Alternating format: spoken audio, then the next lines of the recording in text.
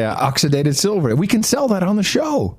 We could. Yeah. Adam Curry, John C. Dvorak. It's Thursday, July 17th, 2014. Time for your Gitmo Nation Media Assassination, episode 635. This is No Agenda. Transmitting live for the first time from the South Austin Safe House, still in FEMA Region 6, the capital of the Drone Star State. In the morning, everybody. I'm Adam Curry. And sitting here in northern Silicon Valley where I remain, John C. Dvorak. It's Crackpot and Buzzkill in the morning. Okay.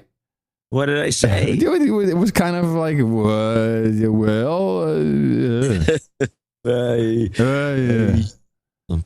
yeah. All right. Not by 2012, Bodegas Castano Solanera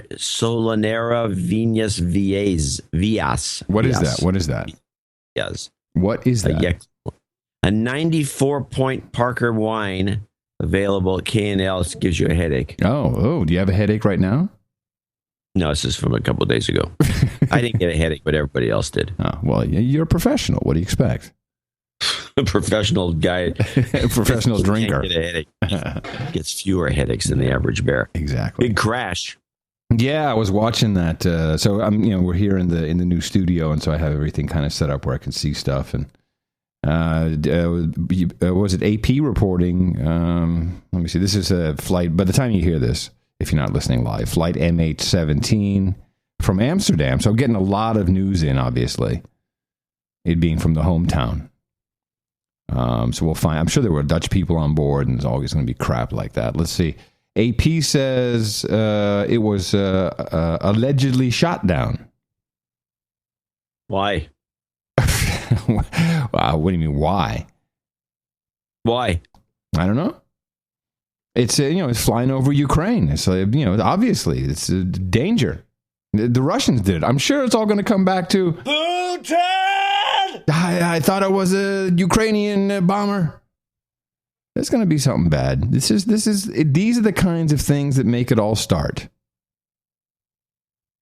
Well, that's the area where these things begin. Yeah, it usually is. Somebody's itching to do this, apparently, it seems to me. Well, they got to light it up somehow. It's just not going fast enough. They've had everybody over there. Brennan's been over there. McCain is over there. I think McCain has a beach house. What? What do you mean, what? In Ukraine. McCain? McCain's always in Ukraine. What's he doing there? He's always posing with neo-Nazis. He's doing selfies with the right sector. He and Noodleman are hanging out. Yeah. No, these guys really want to light it up. So this will be perfect. It'll be the Russian separatists or some Russian-backed group who will have shot this plane down, and that will be enough to. Of course, it won't be them at all, but that's okay. Well, no, and we really don't even know anything yet. This is all, it's lost radar contact, and we have a video of some smoke. But we just don't know. Yeah, it's all right. We'll see. But it is these kinds of things that make it happen sometimes. Well, that and I think there's going to be some heads rolling here and there, literally. Play the clip, which I think is the most interesting thing of the week, to be honest about it. Play the clip, France 24 bricks. Yeah. Gee, walking right into my trap. We're talking BRICS fever. BRICS fever! Yes, and then moving on. This is the group of emerging economies known as BRICS. So Brazil, Russia, India, China, and South Africa. Leaders in those countries are meeting today. They're set to launch 2 new financial institutions to rival the World Bank and the IMF. They'll be contributing to a $100 billion fund to help fight future financial crises. But they're also going to finalise details of a development bank designed to provide loans for infrastructure projects across the bloc. Now, this is because emerging economies say that institutions like the IMF are too US dominated. William Hildebrandt has more. Faced with what they say is American dominance, the BRICS nations are taking matters into their own hands. Each of the 5 members will contribute $10 billion to the creation of a $50 billion development bank, and they will also approve the creation of a $100 billion currency reserve fund, with China contributing more than 40%.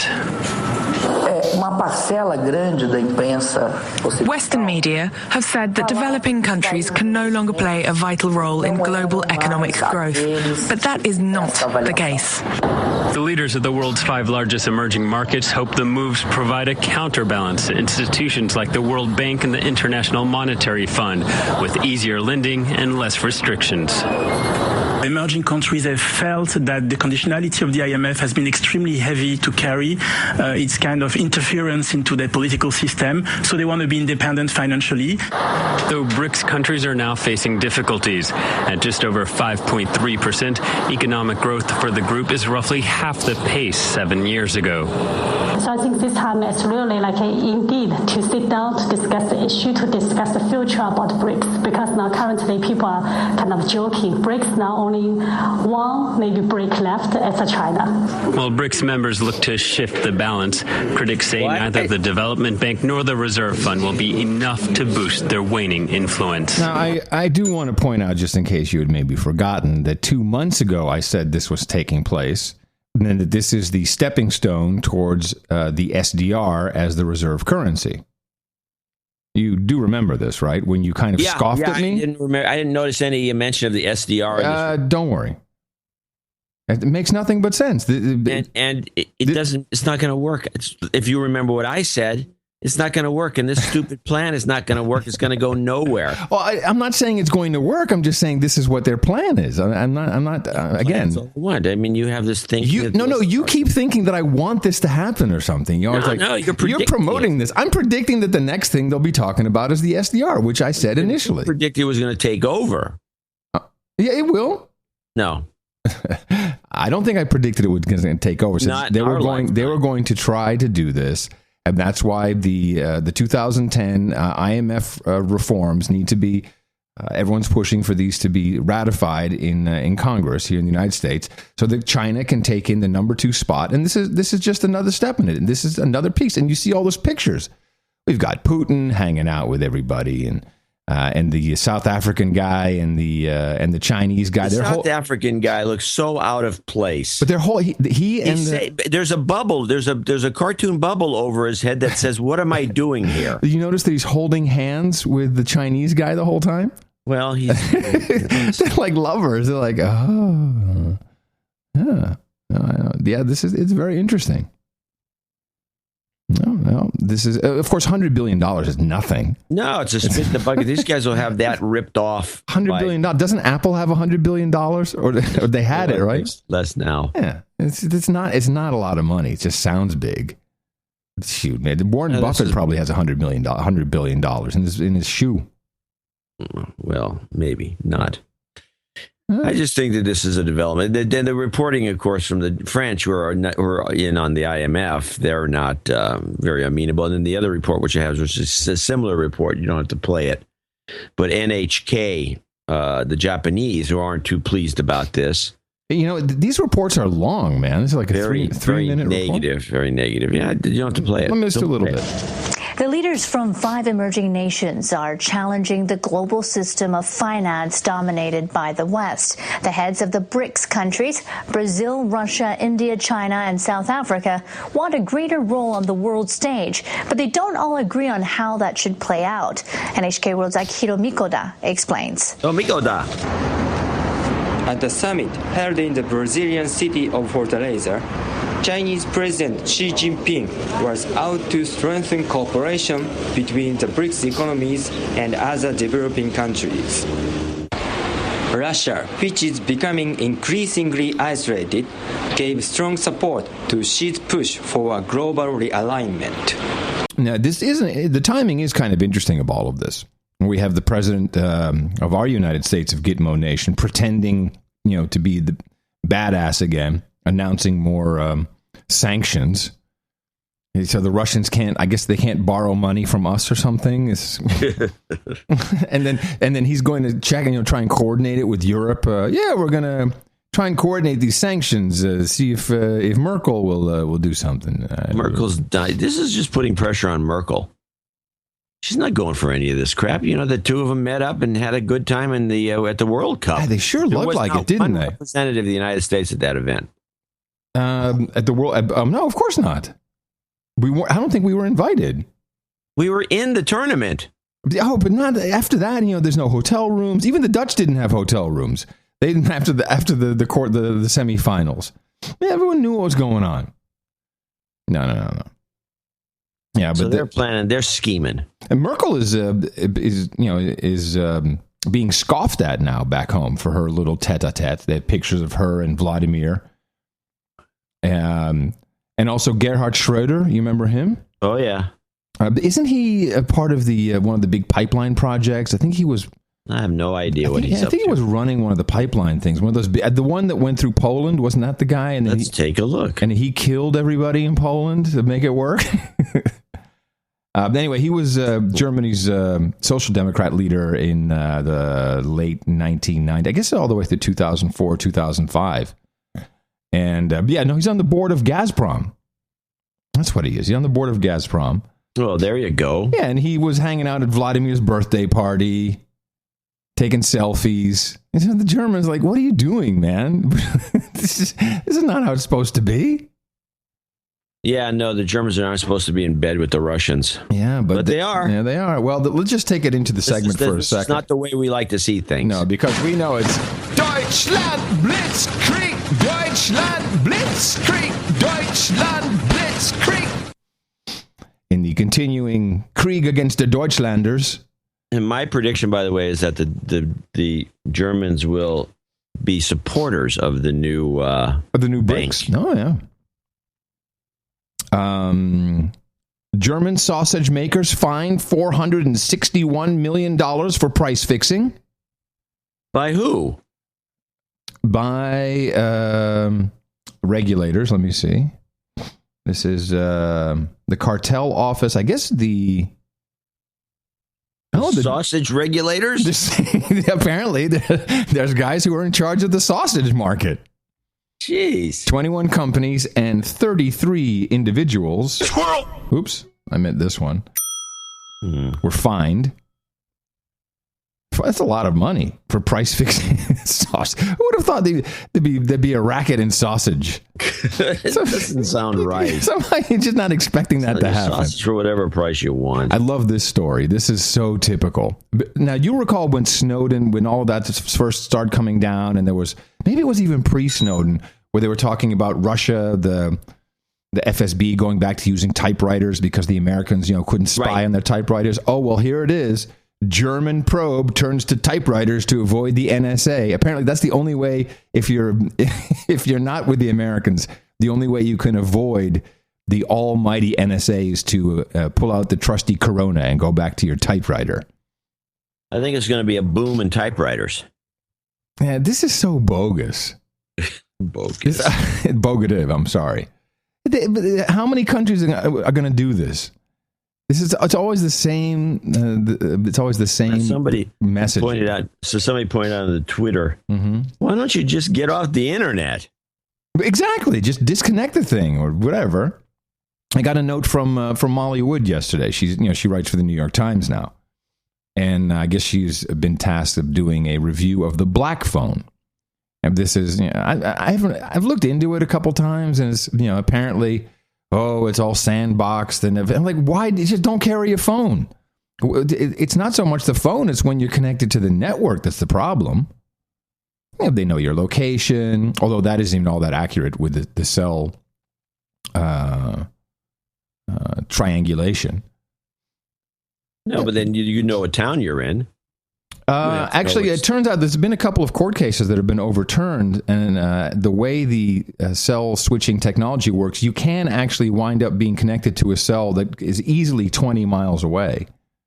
And people have been released out of jail for, as inconclusive evidence because of this. It's not necessarily always true that the triangulation system can pinpoint you into a town even.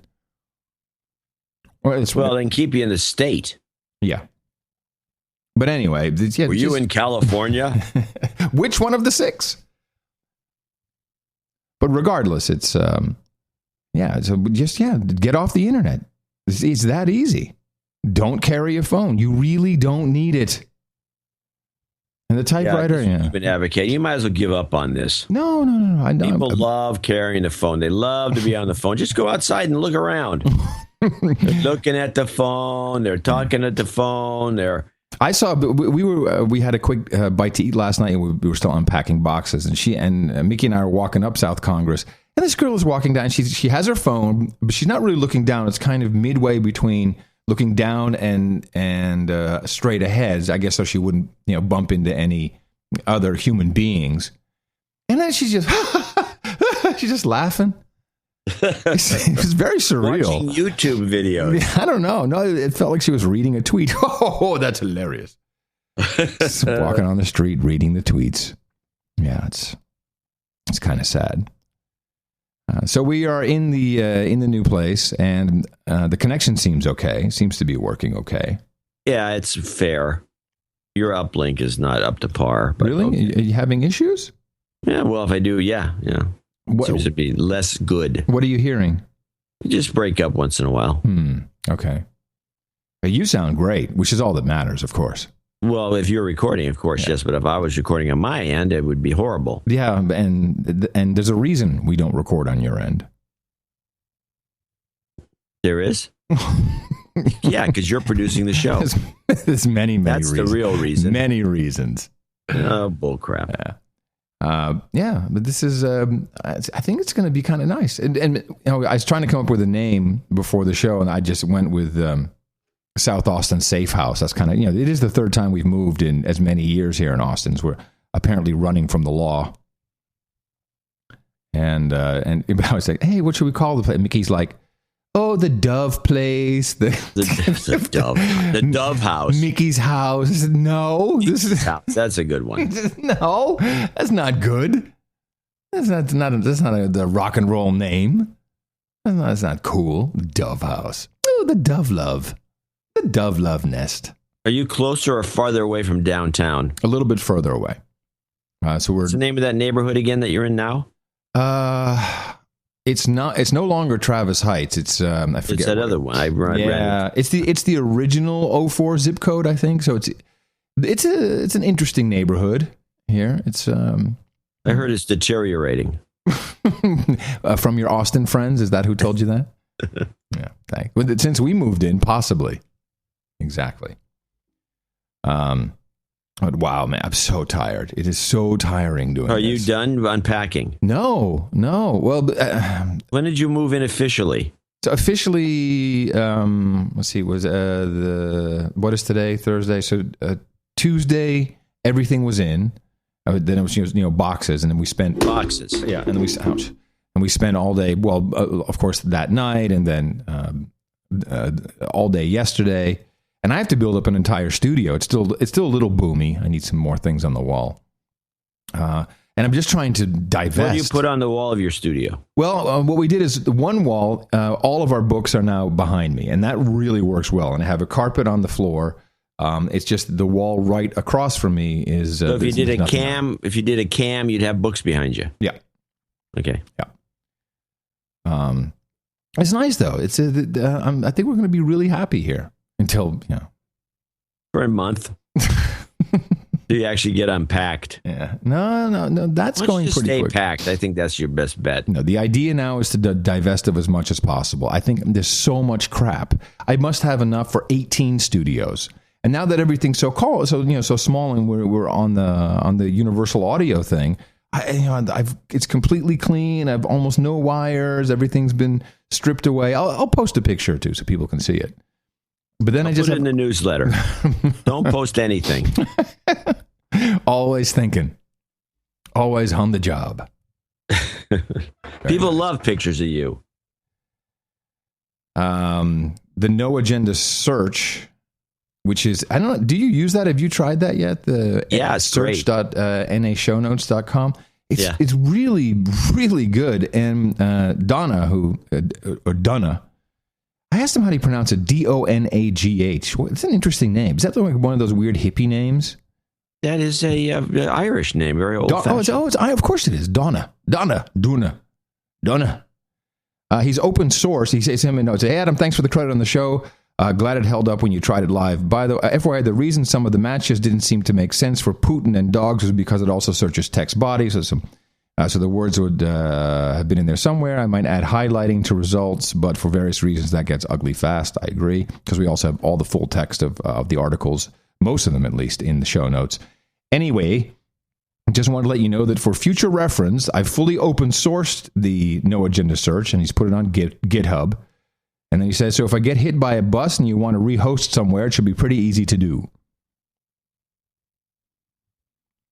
Okay. And hopefully he doesn't get hit by a bus, but and maybe some other producers would be inclined to expand on the search. So that'll be in the show notes, so they can help us out with it. I'm pretty impressed with it. I think it's a great search engine. I've been using it a lot in the past couple of days, just to find stuff as I'm reconstructing the studio here. It's like, where's that clip?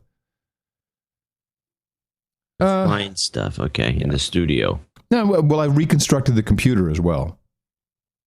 Oh, the main show computer. It was time to. How many times did you say it's time to reboot that sucker?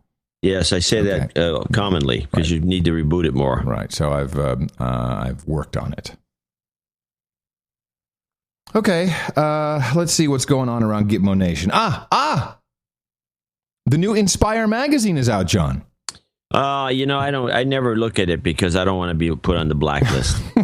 As you know, I know you always look I subscribe to the RSS feed just to make sure I always get the latest edition of Inspire magazine, and it is once again inspirational. In a briefing for members of New York City's private security community, the NYPD's Director of Intelligence Analysis, Rebecca Weiner, warned Al-Qaeda-inspired magazines are instructing would-be terrorists how to make bombs and where to set them off. Among the suggested targets is the U.S. Open, which is coming up in a couple of weeks. She stresses there are no specific threats, but Police Commissioner Bill Bratton says the biggest concern is lone wolves who operate under law enforcement's radar. 2,000 years ago, the expression was, all roads lead to Rome. Well, in 2014, as it relates to this subject matter, terrorism, unfortunately, all roads lead to New York City.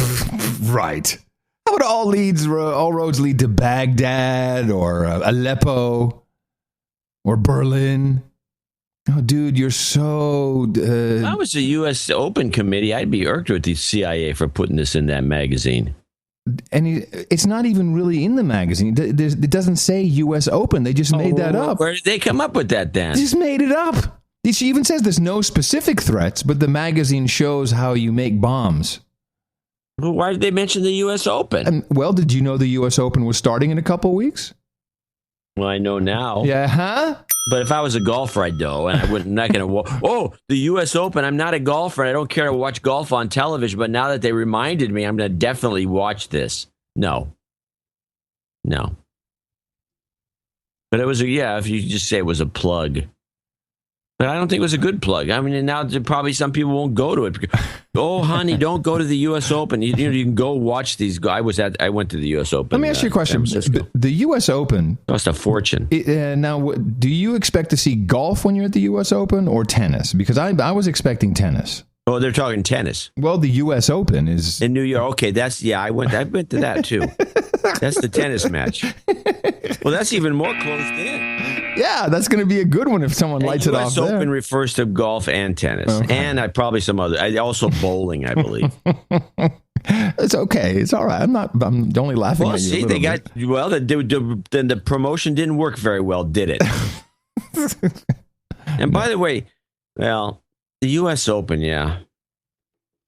that's a jip. Another one. It's the same thing. The ticket prices are just not affordable. Go look it up.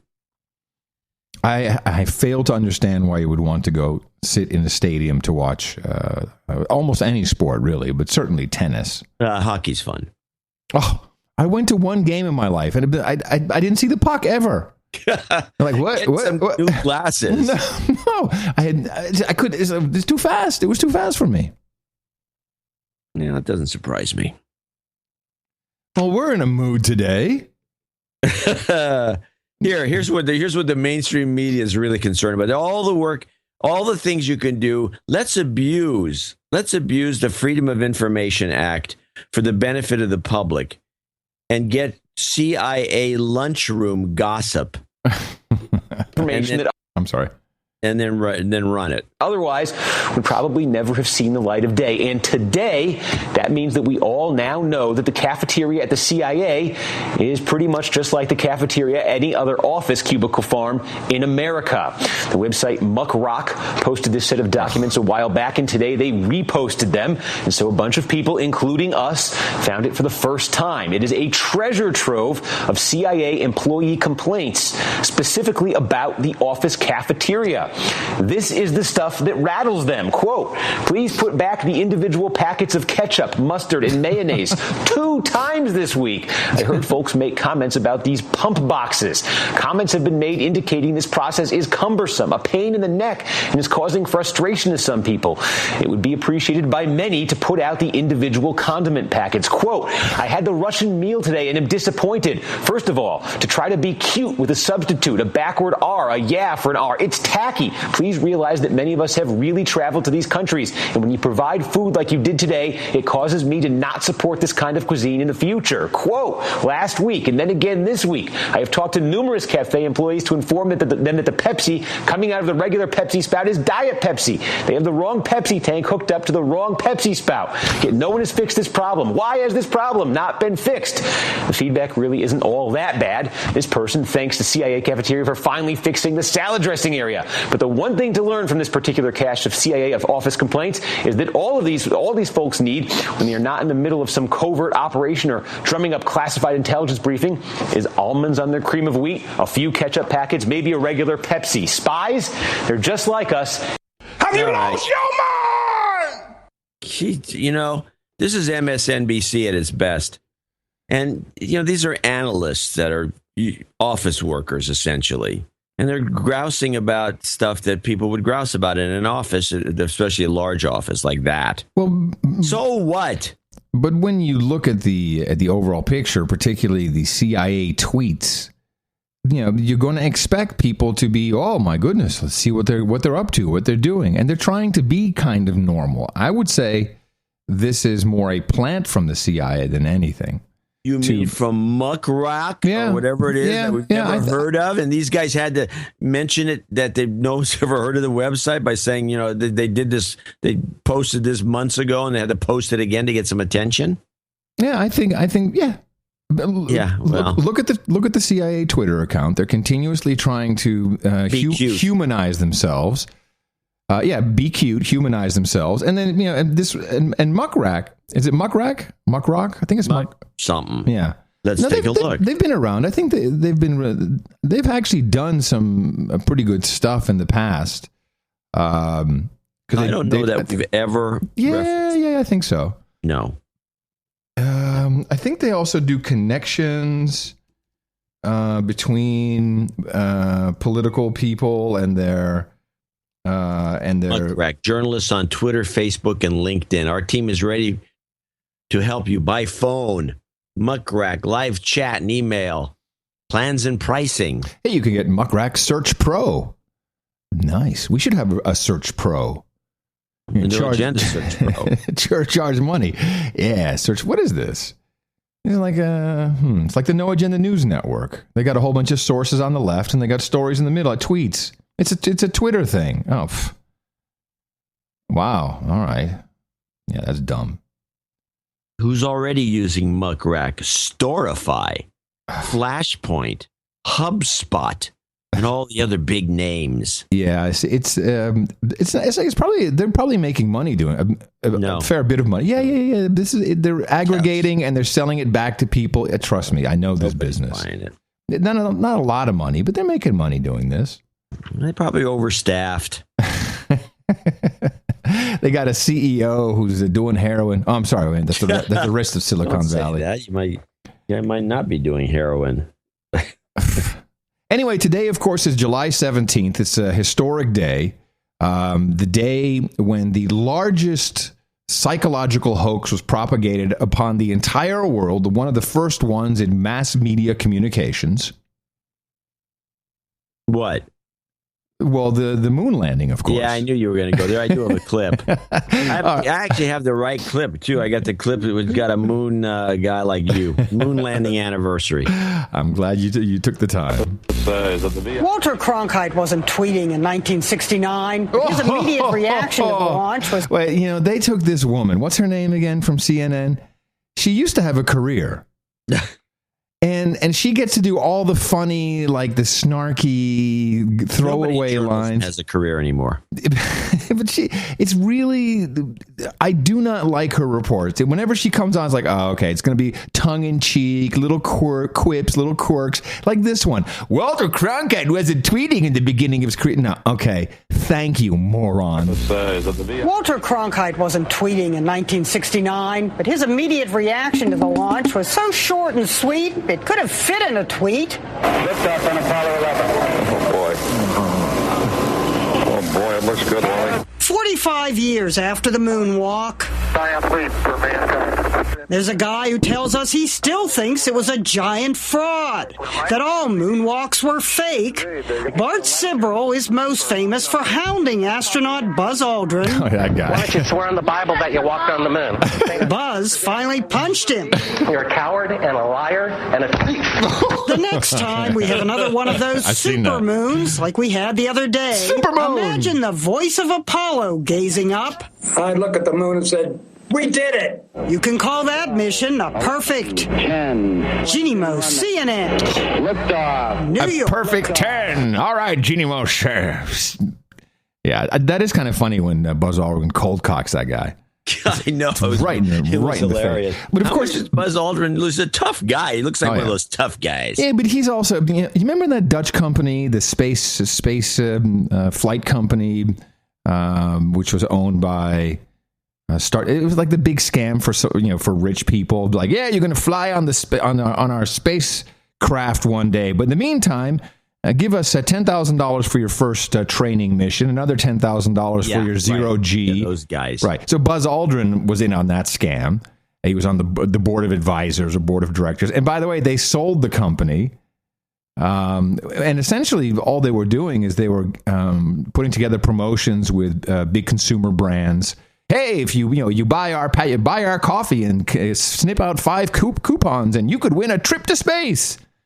It's just soaking everybody. And this will not happen. In our lifetime, you and I will be dead, and no one will have gone on Richard Branson's little stupid intergalactic bull crap, and no one will be flying around on these Dutch guys' spacecraft. And it's a farce. This is like the places that freeze your head. Exactly. Same thing. Yeah, you'll be safe. Wishful thinking. We promise we will defrost your head when science is far enough to save you. The science is in. Anyway, so Carol CNN at Carol CNN, Facebook.com/Carol CNN, had Chris Hadfield on today. Do you know who he is? You love this woman. I do. Because sometimes she says some things. Can I say something here? Yeah. I turn to CNN now more than before because of this this adoration of this Carol woman. Yeah. I have never seen her on. You got to get on the morning, man. Oh, morning. Yeah. Right now, Anderson Pooper's on because we have something worthwhile. Oh, yeah. Bring a Vanderbilt into at the crash site. This is weird. They're showing pictures of people with. Not at a crash site, but like they got a piece of plane, I guess, landed in their front yard or something. And enough with the courtesy Flight Radar 24 people. This is not proof of anything. Anyway. Okay. We will have, by the way, I should remind people, because of Adam and his perverted interests, we will have the coverage of this flight crash. Of course, because that will be unparalleled Sunday in broadcasting history. In all of broadcast history. Sunday. Chris Hadfield. Are you familiar with Chris Hadfield? Yeah, I've heard of him. And do you know what he does? I don't remember. No. He's an astronaut. Of course. So he's on with Carol CNN. And of course, he's one of these astronauts who has been up in the space shuttle. But at this time, how many people have been up in the space shuttle? Everywhere you turn, he was in the space shuttle. It used to be cool, like, oh yeah, I was the astronaut. I was like, oh, whatever. Learning Russian while you're up there. And the space shuttle is just orbiting. Well, the Russians will take anyone to space. Yeah, for the right amount of money. So the space shuttle is just the International Space Station. It's just orbiting around the Earth. It's like a satellite. And ham radio guys can talk to it all the time. You can get the APRS coordinates. It's not like a big deal, okay? This is not the moon. The moon, even though it looks kind of close, is a little bit further out there than the International Space Station. And here is Carol CNN, and this is why I watch her. This is why I love her. And she asked the very obvious question, and this is, even though it may be scripted and he's supposed to give a scripted answer, she says, why haven't we been back to the moon? Because, of course, she, like I think she's about my age. We remember when our parents got us up July 17th, whoa, the guys landed on the moon. And then we went outside and look up there. They're walking on the moon right now. And that was the giant psychological trick. I'm just curious, why haven't we been back to the moon lately? Oh, thank you, Carol. This is why I watch. This is a question. Part of it is phrasing it that way, back to the moon. It's backpedaling. We send out probes everywhere. That's how we've always explored, everywhere all over the surface of the world. You send out probes, you find out what's going on, and then eventually you start moving there. And that's how we've spread over the entire planet, including Antarctica. Wait a minute. She said, why haven't we been back to the moon? And now he's talking about probes, and this is how we've learned about Antarctica? Huh? What? Oh, wow. Yes, those space probes are so handy. Have some robots for finding out about Antarctica. Thank you. Going on, and then eventually you start moving there, and that's how we've spread over the entire planet, including Antarctica. So he's saying planet. He's not saying universe or Milky Way. He's saying the entire planet. We send out probes to the entire planet. And that's how we got to Antarctica. Well, she asks obvious questions, which reminds me, I have an obvious question for you. Well, can I just finish this clip, and then you can ask me the obvious question? And that's how we've spread over the entire planet, including Antarctica. And we were in the probe phase over the last 50 years in space. About a dozen or 13 years ago, we started permanently living on the space station. So we've sort of moved into the settlement phase. And eventually, it'll go from the space station to the moon and to Mars. But it's just a natural explorative process. And the 6 people up on the station right now, they're celebrating the anniversary, but they're also testing the equipment that'll let us go further. And they're pretty proud people from all around the earth. Yeah, we always forget they're actually doing work up there. No, they're not. They're just up there just lounging about, doing experiments. Oh, yes, experiments. This is bull crap. This guy didn't answer the question. He answered it by saying, "Oh yes, this is just the next phase." What? You're up? You can see the space station with the naked eye as it flies over. This is bullcrap. Why have we not been back to the moon? Very good question. And to answer that by saying, "Well, we send probes to Antarctica all the time." No. Well, the real answer is not worth the effort. But let me ask you a question, since you're a doubting Thomas. And there's plenty of people like you. Most of them won't admit it in public. Correct. But because you get ridiculed and kicked off shows. How can you believe that we've not been to the moon, but at the same time, and I could probably dig up the clip of this, you claim there was an Israeli moon base. Okay. So I will answer this to you. I am not saying we have not been to the moon. I don't think I said Israeli moon base. I said there are moon bases. No. Okay, whatever. Fine. Israeli. Maybe I said it then. It doesn't matter. There might be. There's probably Russian moon bases. Well, you have a modified version. You're saying that... No, it doesn't matter. It's irrelevant. Can I explain it? Let me No, because you're misquoting me. I never said Israeli... I never said Israeli moon base. You did. John, you can't remember what I said 3 weeks ago. That's beside the point. Okay. I remember the seminal moments. And Israeli moon base is one of them. All right, fine. Israeli moon base and space ladders. I know I've said this. That moment in time, the civilian population, they're being told something completely different. We did not land on the moon in the manner that it was shown to us on television at the time. I don't think this guy, sure, he's been on the space station. He hasn't been to the moon. He's just flown around. It's just a little bit higher than the Concorde, not that much. Okay. It's not that high. It's not. It's really not such a big deal. We got satellites. Look at the globe. That's the technology we've had since John Glenn flew around in Mercury. This is okay. We're doing that now.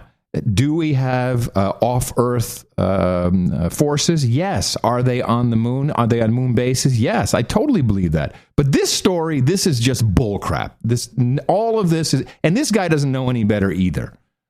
So there's a difference between what we're being lied about, and certainly back in the 60s, and what is actually taking place. And I think, of course, the moon is very relevant. It's incredibly relevant. It's a very strategic position. Look at what you can shoot at from up there. Oh, yeah.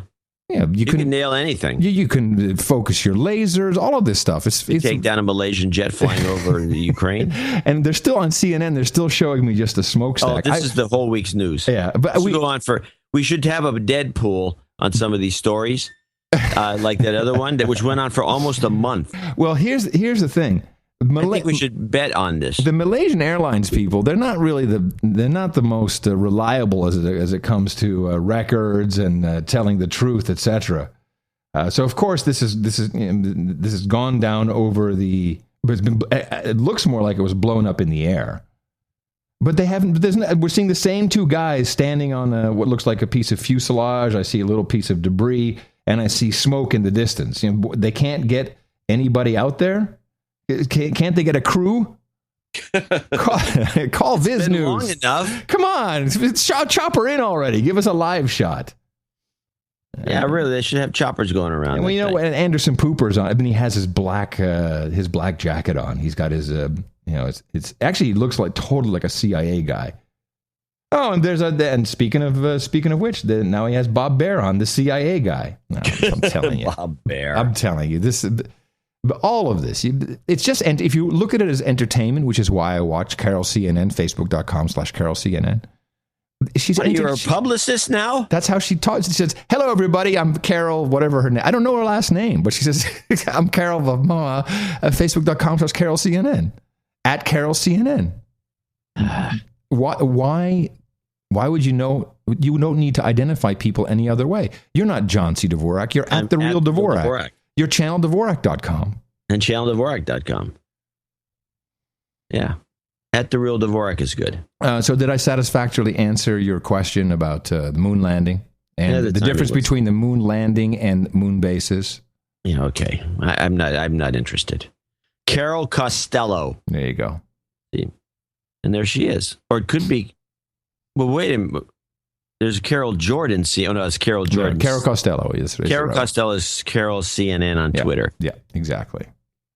In fact, and she's a Detroit fan apparently. I'm a little sad about. Well, of course, if people perish, she looks a little like Mickey with a bigger nose. Oh, this okay. All right. Now you know what you can insult me all you want. That has to stop. My wife looks nothing like that person. Okay. You need to be reintroduced. Well, I'm looking at her picture here on the Twitter feed. She's got great tweets. Good morning. Happy Friday Eve. Beaten by Israel police back in America this morning. USAT, D.C. marijuana decriminalization law takes effect. That's an interesting story in and of itself. WAPO, the curious case of the massive crater that appeared at the end of the earth. We talked about that long before she did. They have video now of this, and if you know why that crater has developed, don't you? Okay, here we go. Yeah, climate change. Go ahead. I have all the links in the show notes. Yes, This is because the climate change stuff right now. Because of course the president was all over this, and he's got his phone and his climate sinkholes, climate change. You think that's bad? Now I first pulled a clip from CBS. Let me see how long that clip is. Yeah, this is 29 seconds, and then I'm going to play the longer clip, which came over the wire this morning before this Malaysian air kerfuffle. So this is CBS yesterday. 20 people were hurt overnight too seriously when a South African Airways jetliner hit severe turbulence on its way to Hong Kong. One passenger's head put a hole in the overhead bin. On the Airbus A340, the turbulence happened without warning. Many passengers were sleeping. Turbulence is caused when two air masses move against each other. One British study predicts that this kind of turbulence will increase significantly in the future because of climate change. Yeah. All right. No. All right. No. Hey, I got a million clips, but you get clip of the day for that. I'm not going to accept it because you need to listen to the CNN clip about this morning. Now, but first of all, when someone's head goes through the overhead of the top, that is part, not possible. They showed a picture of it, and his head, where the air mass dropped down, his head went through that. Oh, okay. Well, that I can see something like that. And the only way that can happen is if you're not wearing your seatbelt. It does not happen in any other manner, which they failed to mention. Now, the report, and I've shortened this up, the report that you're about to hear now takes this climate change thing to such an extreme. I should have clip of the year for this. If you noticed your last flight was unusually bumpy, get used to it. Carol, CNN. Scientists say climate change is making the air more turbulent. Yeah. Case in point. South African Airlines flight. Rough air sent passengers flying across the cabin. Some even hit the ceiling. 20 people were seriously injured on that flight. Wear your seatbelt, morons. Wear the seatbelt. Even if it says you can unfasten your seatbelt, idiots. From Johannesburg to South Africa, CNN's George Howe has more for you. So this guy's actually on a plane. And listen to this. Been on a flight like this lately? A recent study may have you reaching for the seatbelts. You should be wearing your seatbelt. Suggesting we could see more turbulence in the years to come as a result of climate change. And after the ups and downs I experienced on this flight, I decided to look into it. Okay, so we're flying from Austin to Chicago, and it's one of the bumpiest flights I've been on. Oh, it's one of the bumpiest flights I've ever been on. Ever. What do you think? My stomach actually physically hurts from the flight being so tight. So he's interviewing a woman who's sitting in the seat next to him, and she's saying, oh, my stomach actually physically hurts from all the bumpiness of this climate change. We'll never be able to say that one particular person's flight experience, which was bumpy, has been caused by climate change. Of course we can't. What we can say is that as the climate changes, the odds of encountering turbulence on your flight are increasing. So they've now taken, this is the guy from the study, who's saying, well, we can't actually say it's because of climate change, but as climate change increases, the odd... hold on a second.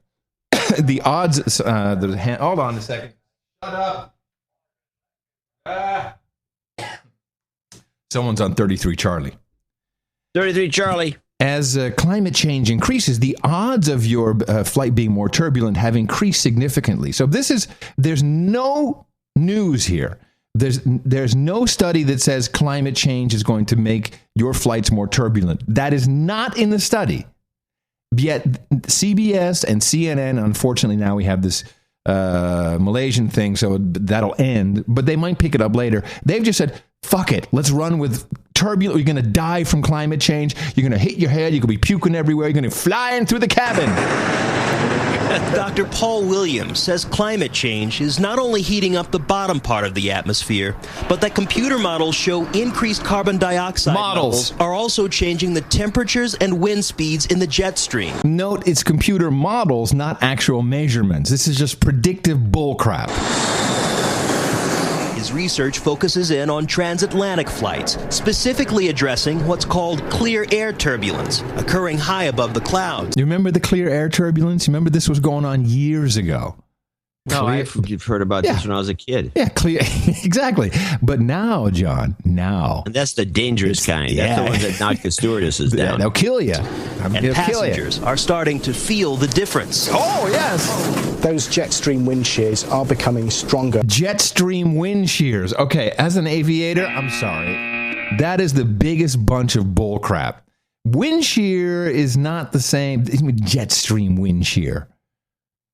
This is just throwing in another fearful word. Do you remember, John? Wind shear. Oh, yes, wind shear. Made the plane crash. Oh, we had to do a go-around. Wind shear. Do you remember that? Those stories of wind shear? Yeah. That's when you're landing. You can get a very strong crosswind. Denver. Because of climate change. And that, I believe, is causing the atmosphere to become more turbulent. He believes. And that is causing airplane flights to become bumpier as a consequence. Oh, thank you very much. You should be shot at dawn, you twat. It's something we seem to hear about more and more, like this recent flight from Johannesburg to Hong Kong. At least 20 passengers injured, too seriously. Pilots say they're experiencing more turbulence over the skies in the U.S. in recent years. The incidents Now they pull some guy out who has no lower third, John. He's sitting in front of a row of captain's hats, but there's no lower third. He's not identified as an airman, as a pilot. Just some guy with a bunch of hats. And pilots, you know what, John? I speak to pilots all the time, and they say, my God, man.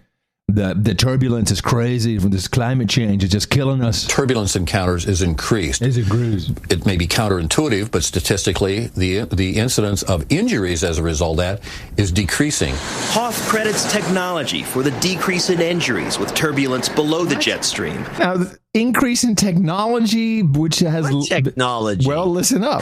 Better radar systems. Bullshit. You cannot detect turbulence with radar systems. Right. That's why pilots all the time are talking to each other at altitude and saying, what's your ride? What do you got at flight level 4.3 or 3.4? I'd go up 1,000 or down 1,000. There is no technology to detect turbulence. Warning that pilots is the technology itself. Well, that's talking. Yeah, but he said better radar, which was a lie. He's full of crap. Incidence of injuries as a result of that is decreasing. Hoff credits technology for the decrease in injuries with turbulence below the jet stream. Better radar systems warning pilots of rough air at lower altitudes.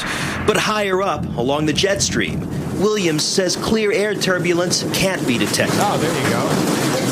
Predicts the frequency of reported clear air turbulence to double by mid-century and an increase in intensity of the shaking by 10 to 40%. So this guy with a row of hats behind him is predicting by the mid-century, I'm saying, let's say 2030, just to make it a good one for the boomers.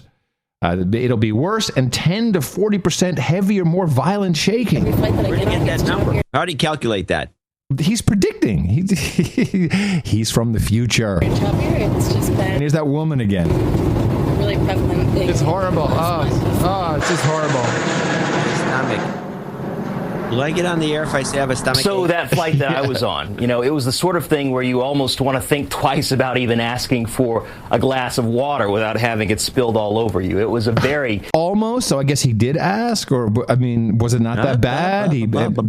Uncomfortable flight, Carol. But here's the thing. I spoke with another atmospheric researcher. Who will go unnamed. About, this possible link to climate change and turbulence. And he found the study very interesting, very insightful, but did point out that, of course, it will take more data. It will take more time and broader studies to determine conclusively what's happening.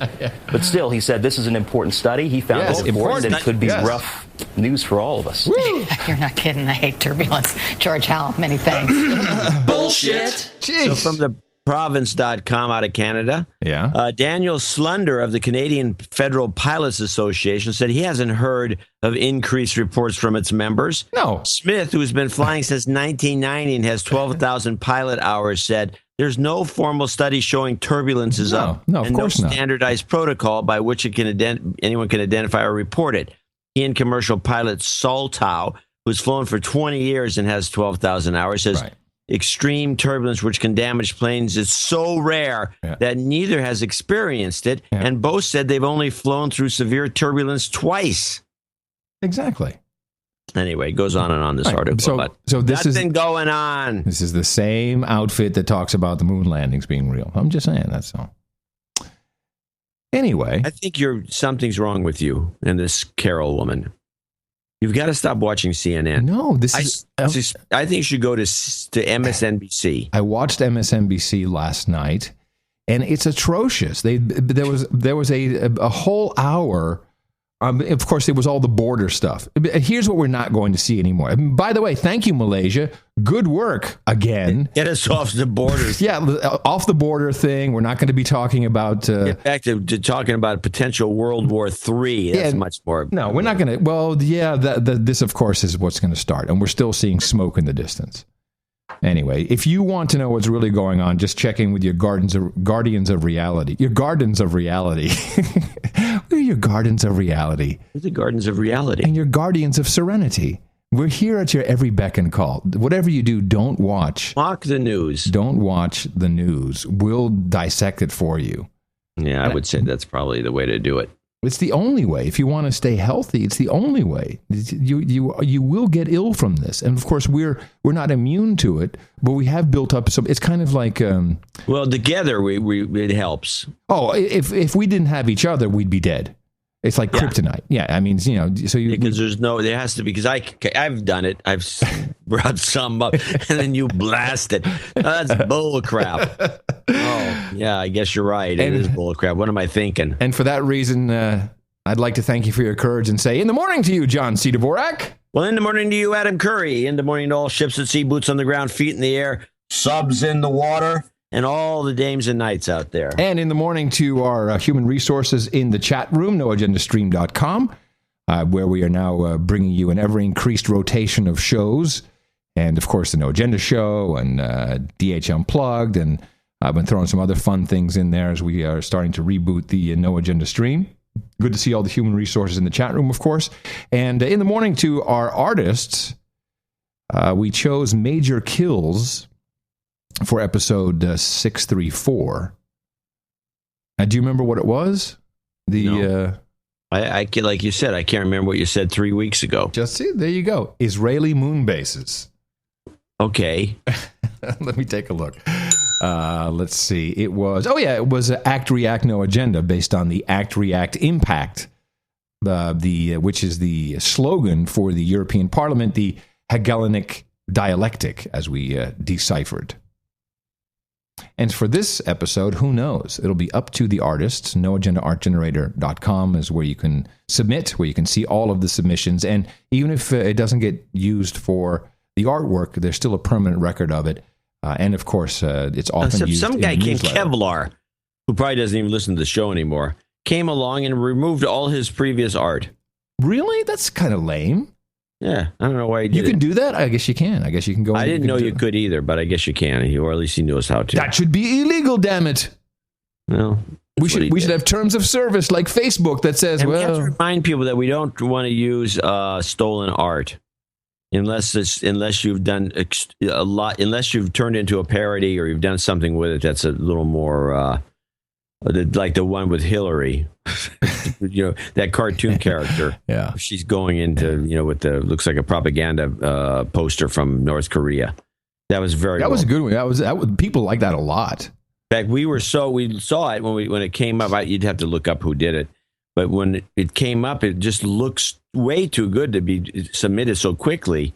And so the artist obviously had done this, been working on this piece, but it's taken from a Korean. Or either Korean or a Chinese propaganda. But I think it was Chinese. So we did a bunch of image searches. This is how we find if you're using public domain, or stolen art. We do image searches. You can search the image. Literally, you can post the image into the Google search engine, and it will look for copies of it. Right. And there was the original without Hillary's head, and it was just dynamite what he did. So we encourage that Google search is really good. I've been involved in the past in some charities, and I always look at I always look at charities 1099s. It's the same thing. It's all nonprofits. Whether it's NGOs, it's all bull. Most of it, 98% is bull. 97% actually to be 90. Everything's 97%. And so they sent out this newsletter. Oh, here we are with the poor black children in whatever African country, and we've given them books, and they have a school. And here's our recent trip. And then I do a Google image search. It was 2 years old, that picture. They'd used it before. Yeah, it's handy, this Google image search thing. Yeah, very handy. All right, let's thank a few people who are executive producers and associate executive producers for show 635. starting with Sir Don Tommaso di Toronto in Kettleby, Ontario. $411.33 is my donation to the best podcast in the universe. It's where I get the best information, 411. Nice. And just adding the 3 cents to make it legit. Yeah. Don Tommaso. He was recently knighted. He just became a knight.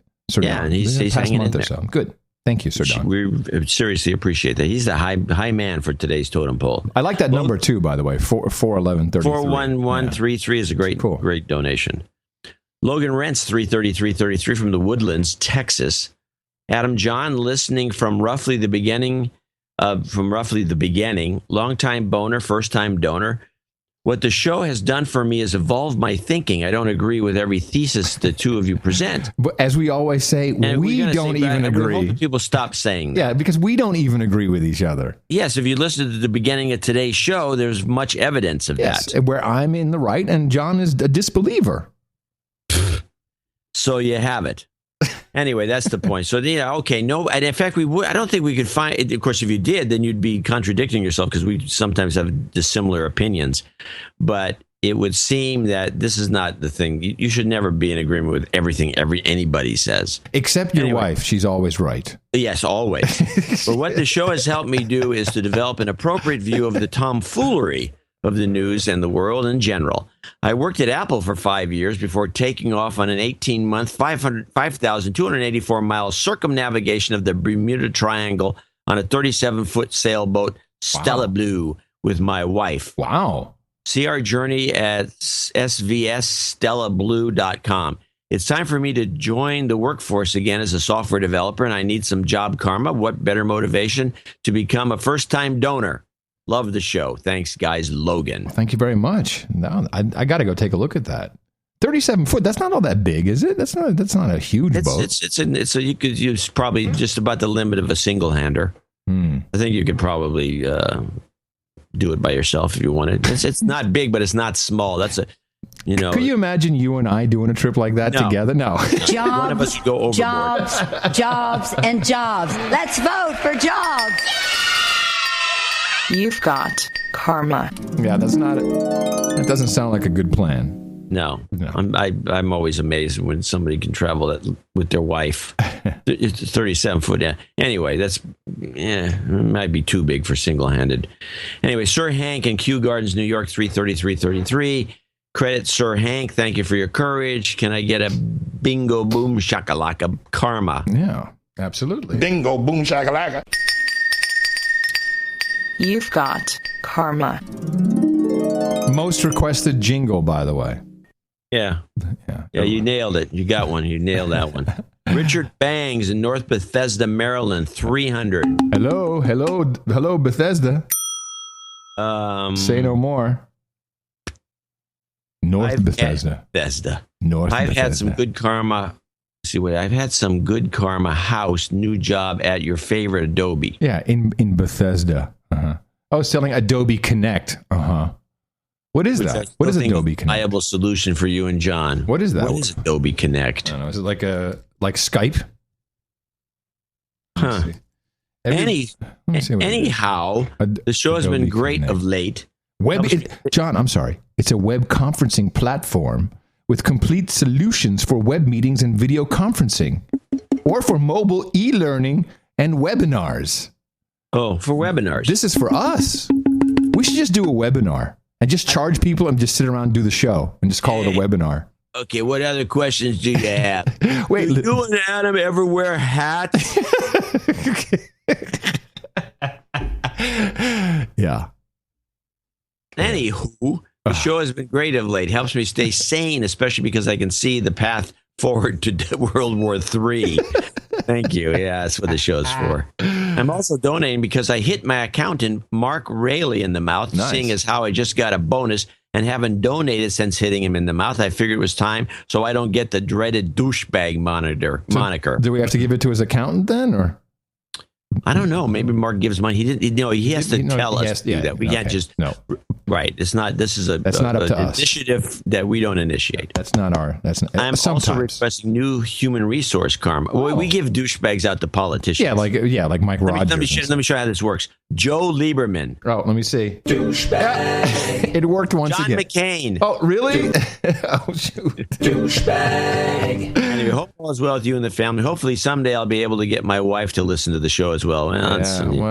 Keep doing what you're doing. Yeah, easy does it, because you got a new human resource, and you don't want to keep the peace in the family. You've got karma. Congratulations with the new human resource. Timothy Singleton in Henderson, Nevada. 205. Nice little place. This completes my knighthood. And by the way, 205, drop the 0. The 7. That's right. 205. And we'll be knighting him later. Is this a bongo tick you're on? What is this? What is it with the bongo? It's just different. Okay. And that will conclude it. That's all we got here for today's show 635. The executive, associate executive producers. We want to remind people to go to Dvorak.org/NA, and you can donate there, or you can go to channeldvorak.com/NA, or the No Agenda Show and the No Agenda Nation websites. Both have donate buttons you can click on, and it takes you to some page or other, sometimes right to the Dvorak.org/NA site. And I will remind everybody that these credits, executive producer and associate executive producer, are just as real as any other media property. There's no law that explains what you have to adhere to other than actually financially helping the program. And most executive producers are just throwing in some cash. That's right. And because we don't have hookers and blow or actresses or actors or anything for you, we will do limos. No lunches. No rap party. That is a bummer. Oh yeah. I wish we could let's hope we don't have a rap party. So we don't have any of that. However, unlike the phonies in Hollywood, we will gladly vouch for your producership, which seems to help people getting gigs, jobs, etc. And put it on your LinkedIn profile or on your CV, anywhere where credits are accepted. So we will vouch for you. And of course, we'll be doing another show for you on Sunday. Please support that program as well. Dvorak.org/NA. And regardless of what you're able to contribute, you can always go out and propagate our formula. Our formula is this. We go out, we hit people in the mouth.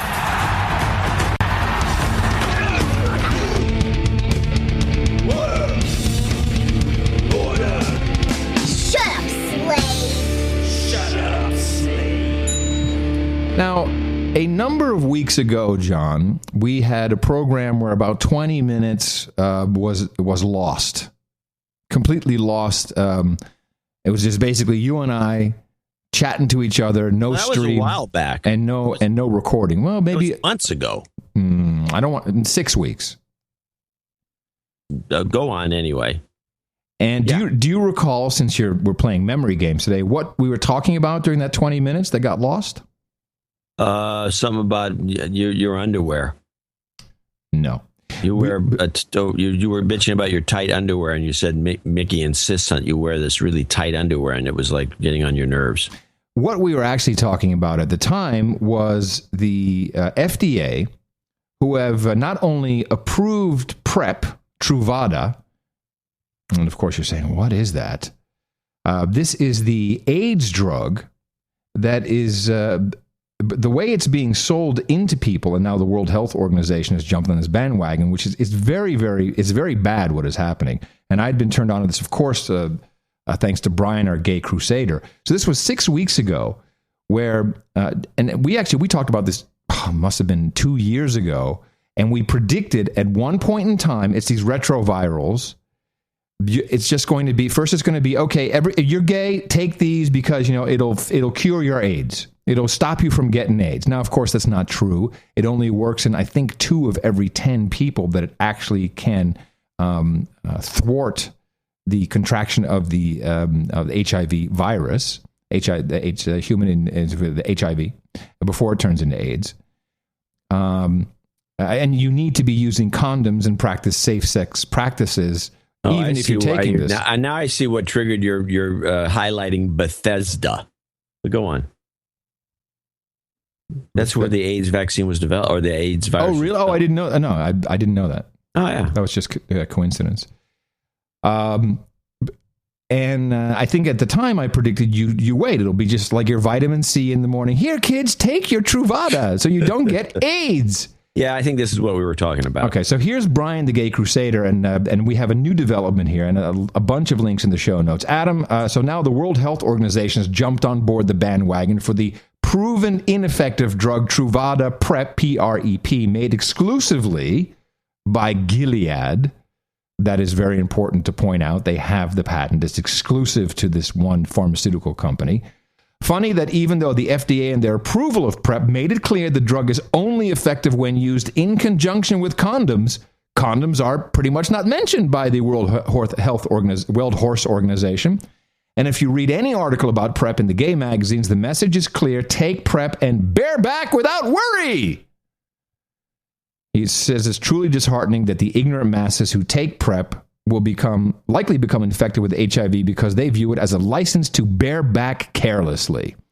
And of course, I don't need to explain what that means.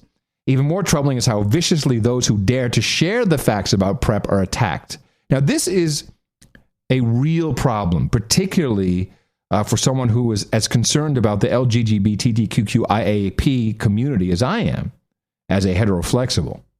Is it possible that, so I'm guessing that 97% of people agree on the stuff being effective, and there's a few people that are complaining about it and they get attacked? Yes.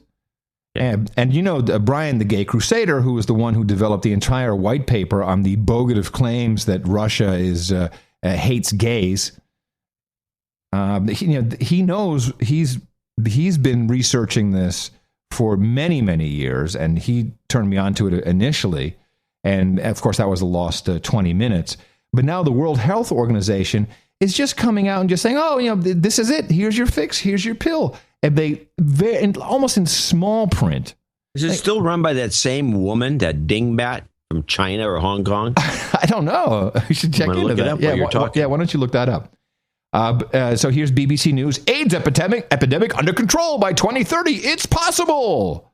Oh, bull crap. Yeah, but this is very bad. New York State. Actually, this is I can give you the exact date when we talked about it. This was July 2nd. So it wasn't even that long ago. July 2nd is when Cuomo started talking about this. And started promoting this as a part of the New York State strategy in controlling the AIDS epidemic. But really what this is a very dangerous financial play by Gilead, the only maker of this drug. And for some reason, everyone's taken a stupid pill. And it's just like, oh, okay, whatever. Yeah, no, this is great. This is it. We're all done. It's all good. We're all over. Don't worry about it. Just take your daily meds and hump away as much as you want. And what came out 2 days ago, President Obama's first comprehensive HIV/AIDS strategy document, we have a fact sheet. And I have to say, the White House is also, walking on thin ice here. So they're talking about the implementation of the National HIV/AIDS Strategy, which includes reducing new HIV infections. Of course, they've done a great job with this over the past 4 years. HIV testing, screening all persons between age 15 and 65 will now become a grade A recommendation. So here's how it's going to go. You will be forced to be tested, and you will be forced to eventually, it will just be, and of course they want to get it right into the Affordable Care Act coverage. And here it is, making coverage affordable. Affordable Care Act has expanded access to affordable health insurance coverage for millions of Americans, including thousands living with HIV. And thanks to the Affordable Care Act, people can no longer be denied coverage based on pre-existing conditions. But the whole point here, obviously, is to get the Truvada, that's the brand name, of the PrEP, and that's capital P, capital R, lowercase e, and that stands for pre-exposure prophylaxis. Well, how about this for a better idea? They're trying, because of the funding fading, They're trying to reignite the AIDS epidemic. Get the numbers back up, and this would do it. It's going to, yeah. And the Gay Crusader is. Can you imagine being Brian? And he already went through this white paper bull crap. You imagine that you're a gay guy, and it's like, hey man, Putin doesn't really hate gays. What? Fag. They said, hey guys, you can't really prevent yourself from getting AIDS and HIV by taking this this PrEP pill. You have to still practice safe sex. What? No. Yeah, you get shouted down. So Dr. Margaret Chan has been reelected. Oh, there you go. And her new term begins on January 1st, 2012, which was a couple of years ago, and continues into the 30th of June, 2017. Margaret Chan, who runs the WHO, is a complete idiot. The World Horse Organization, as I've now dubbed it for some reason. But anyway, be on the lookout for this promotion of Truvada. Be on the lookout for very small little asterisks and fine print saying Truvada should always be used in conjunction with safe sex practices. But it is truly being marketed as the wonder drug, and we're back to the 70s. Do whatever you want, horse around, bareback as much as you want. Just take the pill and you're good to go. And, of course, these pills are not cheap. Oh, no. And who's going to end up paying? The taxpayer. It eventually... It's going to go right through the... Let's see. Truvada prices. Oh, let's see. This is from GoodRx.com. Okay. Oh, let's see. Walmart. Now, 30 tablets, John, without looking.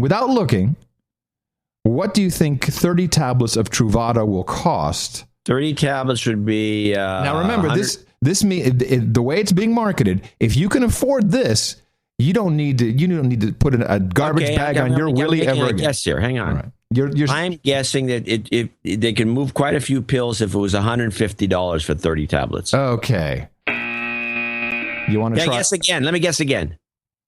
Was I low? Yeah. $300. And we'll give you one more chance. This is 30 pills, 30 tablets of Truvada at Walmart. Walmart, which would be probably as cheap as you can get it. Well, you want to do Sam's Club? I can give you Sam's Club, Kroger. Walmart's fine. Let's see if they have Target. You want to do Target? No, I'm sticking with the Walmart. With Walmart? Okay. Let's go to, because last chance to dance. Okay. $600. $1,360.37. Well, at least I didn't go over. And I guess they received a patent extension. Does it really cost that much to manufacture a pill? No, but they got $30 a pill. No, but they have to. They have to. 35. No, they have to do stuff like Yeah. Now let's play. They have to do something because these drug companies are horrible. I mean, even Pfizer. There was a nice 60 Minutes report on how they dropped their research into antibiotics. I just want to say one. And they were one of the thing. world's leaders in antibiotics, and it just killed the whole thing. And now we have stories like this one here, which I have a clip of, which just brings it to the fore that we don't have antibiotics for anything. Mm-hmm. Brain-eating amoeba. That's my favorite. New fear about deadly disease lurking in the water. In just the past month, there have been multiple cases of flesh-eating bacteria and brain-eating amoeba in the United States. Victims are infected by swimming or fishing in contaminated water. Miguel Marquez is out front with the story, and I have to warn you before we show you, some of these images are disturbing. Nick Duvernay loved the water, diving, fishing, even spearfishing. 2 Sundays ago, he spent the day in the water off Ocean Springs, Mississippi. Sunday night, he started feeling bad, and by Wednesday, he was just in a really bad situation. His organs failing, his body filling with fluid. The next day, he was dead. They took 4.5 liters of fluid off of him, and they did not realize how bad the leg was until he was already in a room in the ICU, and his leg actually just started to burst open on the back. Sarah says the speed of his death, from aches and pains to organ failure, shocking. Did you ever think it could happen to you? No, absolutely not. This is something that you see on the news. It doesn't happen to you. It doesn't happen to your family. And it happened to us. It happens more often than you think and attacks the body in many ways. Rene Ollier lost his arm to bacteria, and he never even got in the water, only handled shrimp for bait on a fishing trip. Jocko Engel's left leg still twice its normal size a year after wading into water in Biloxi, Mississippi. It was the most painful thing. And these people saved my leg. His heart goes out to the medical staff at Memorial Hospital in Gulfport. And it's not just Mississippi. It can happen to anyone, anywhere. A few recent cases, Louisiana and Georgia, Michigan, Idaho, Oregon. In Kansas, a brain-destroying amoeba took the life of 9-year-old Hallie Yost last week. The amoeba then finds itself way back in our noses and then can work its way into our central nervous system. Jacksonville University recently tested 6 bodies of water near its Florida campus for the flesh-eating bacteria. Half the sites tested positive for the deadly bacteria Vibrio vulnificus, the same bacteria that killed Nick DeVernay last week. If you're going to be in the water, make sure you don't have any cuts, any sores. And if you notice something wrong, don't ignore it. I mean, go in right away, because my brother was dead in 4 days. A heartfelt warning from a woman who laid her brother to rest just yesterday. Is it called Vitriol magnificus? No, Virial verniculus. I think it's verniculus. Oh, that's too bad. Because that's a great stage name. God. So we have now, and they didn't even bring up the staph of infections that they can't cure. Oh yeah. But except for the amoeba, I mean, the antibiotics should stop any of these things. But we haven't had a new antibiotic for 20 years because they've stopped all research so they can make boner pills and $35 a pill AIDS medications that don't work. And all this other crap. And these people should be taken to task. And so if we had, now this is where I sound like a socialist, but if we had single payer health coverage in this country instead of insurance coverage where there's a scam involved, right, and got the insurance companies completely out of this game and made it all government like the VA, even though the VA sucks. And, by the way, the VA hands out boner pills too. Yeah, I know. It's ridiculous. Is that crazy or what? But at least they could say you can't charge this amount of money for this stupid pill. Right. So, explain to me, Dr. Dvorak, the antibiotics.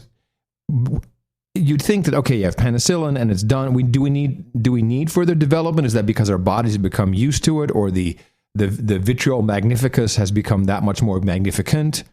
What exactly is going on here, and why? Well, penicillin was a discovery in the 40s that was an accident, and then most of the psyllin, ampicillin, this psyllin, and that psyllin, they're all derivatives of penicillin. That because penicillin became ineffective rather quickly, the bacteria is because people never take all their drugs, or they screw up somehow, or doctors are giving everyone a penicillin shot for no good reason, and bacteria were getting used to it, and so once they get used to it, they need a new one. Mm-hmm. And then there was also the what's that other stuff that people take? There's a couple other amoxicillin. That's a psyllin. I'm talking about what's that one that people? There's a couple other. Well, give me a hint. I want to try and help you. You're not asking the whole question. What help do I need? Well, you're saying what's that other thing that people, and then you trail off. No, there's a couple of other types of antibiotics besides the psyllins. But whatever the case is, all development on all these drugs has essentially stopped dead in its tracks. And then once Pfizer shut down its research, which is was the dominating antibiotic developer. Z-Pak is the chat room is saying Z-Pak. Lexins? No. It's a generic name for something. I can't think of what it is, but you've heard about Conazole. It doesn't make any difference what it is. The point is that there's nothing new.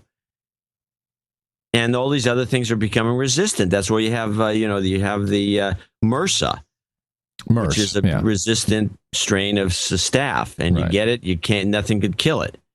And so this is just a disaster waiting to happen. We were going into the post-antibiotic era, according to most people. I agree.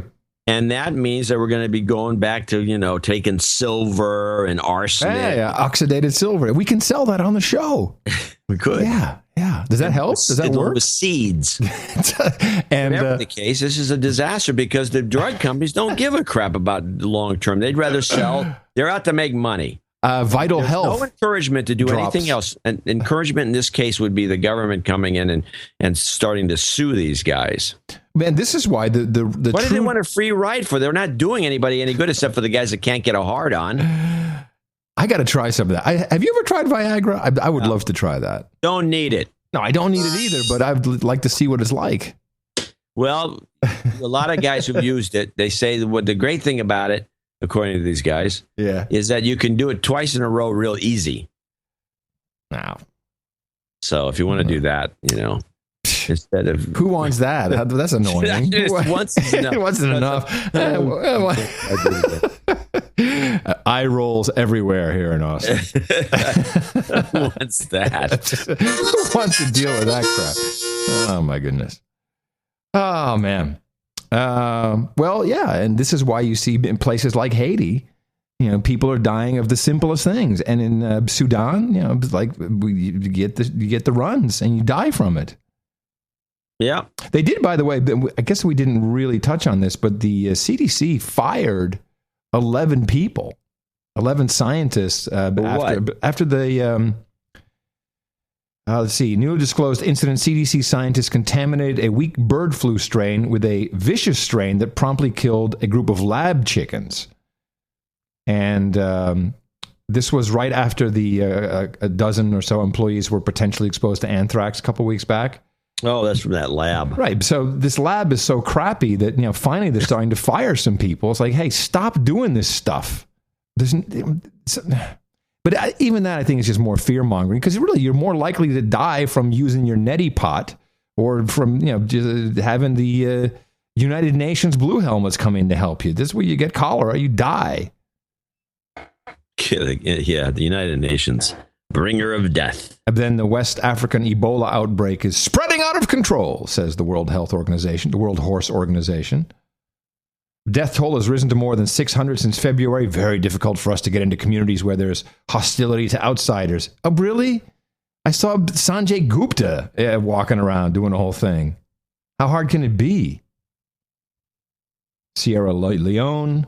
Oh, actually, Liberia. can I correct something on the show so I don't get a note? Yeah. I didn't realize this, but penicillin was actually discovered by Fleming in 1928. But now you're taking John Steck's research as no, I'm looking at this. fact. This is on the Wikipedia. That's where you got the it from. Wikipedia page. Oh, hold on a second. Well, of course, then that means it's totally true.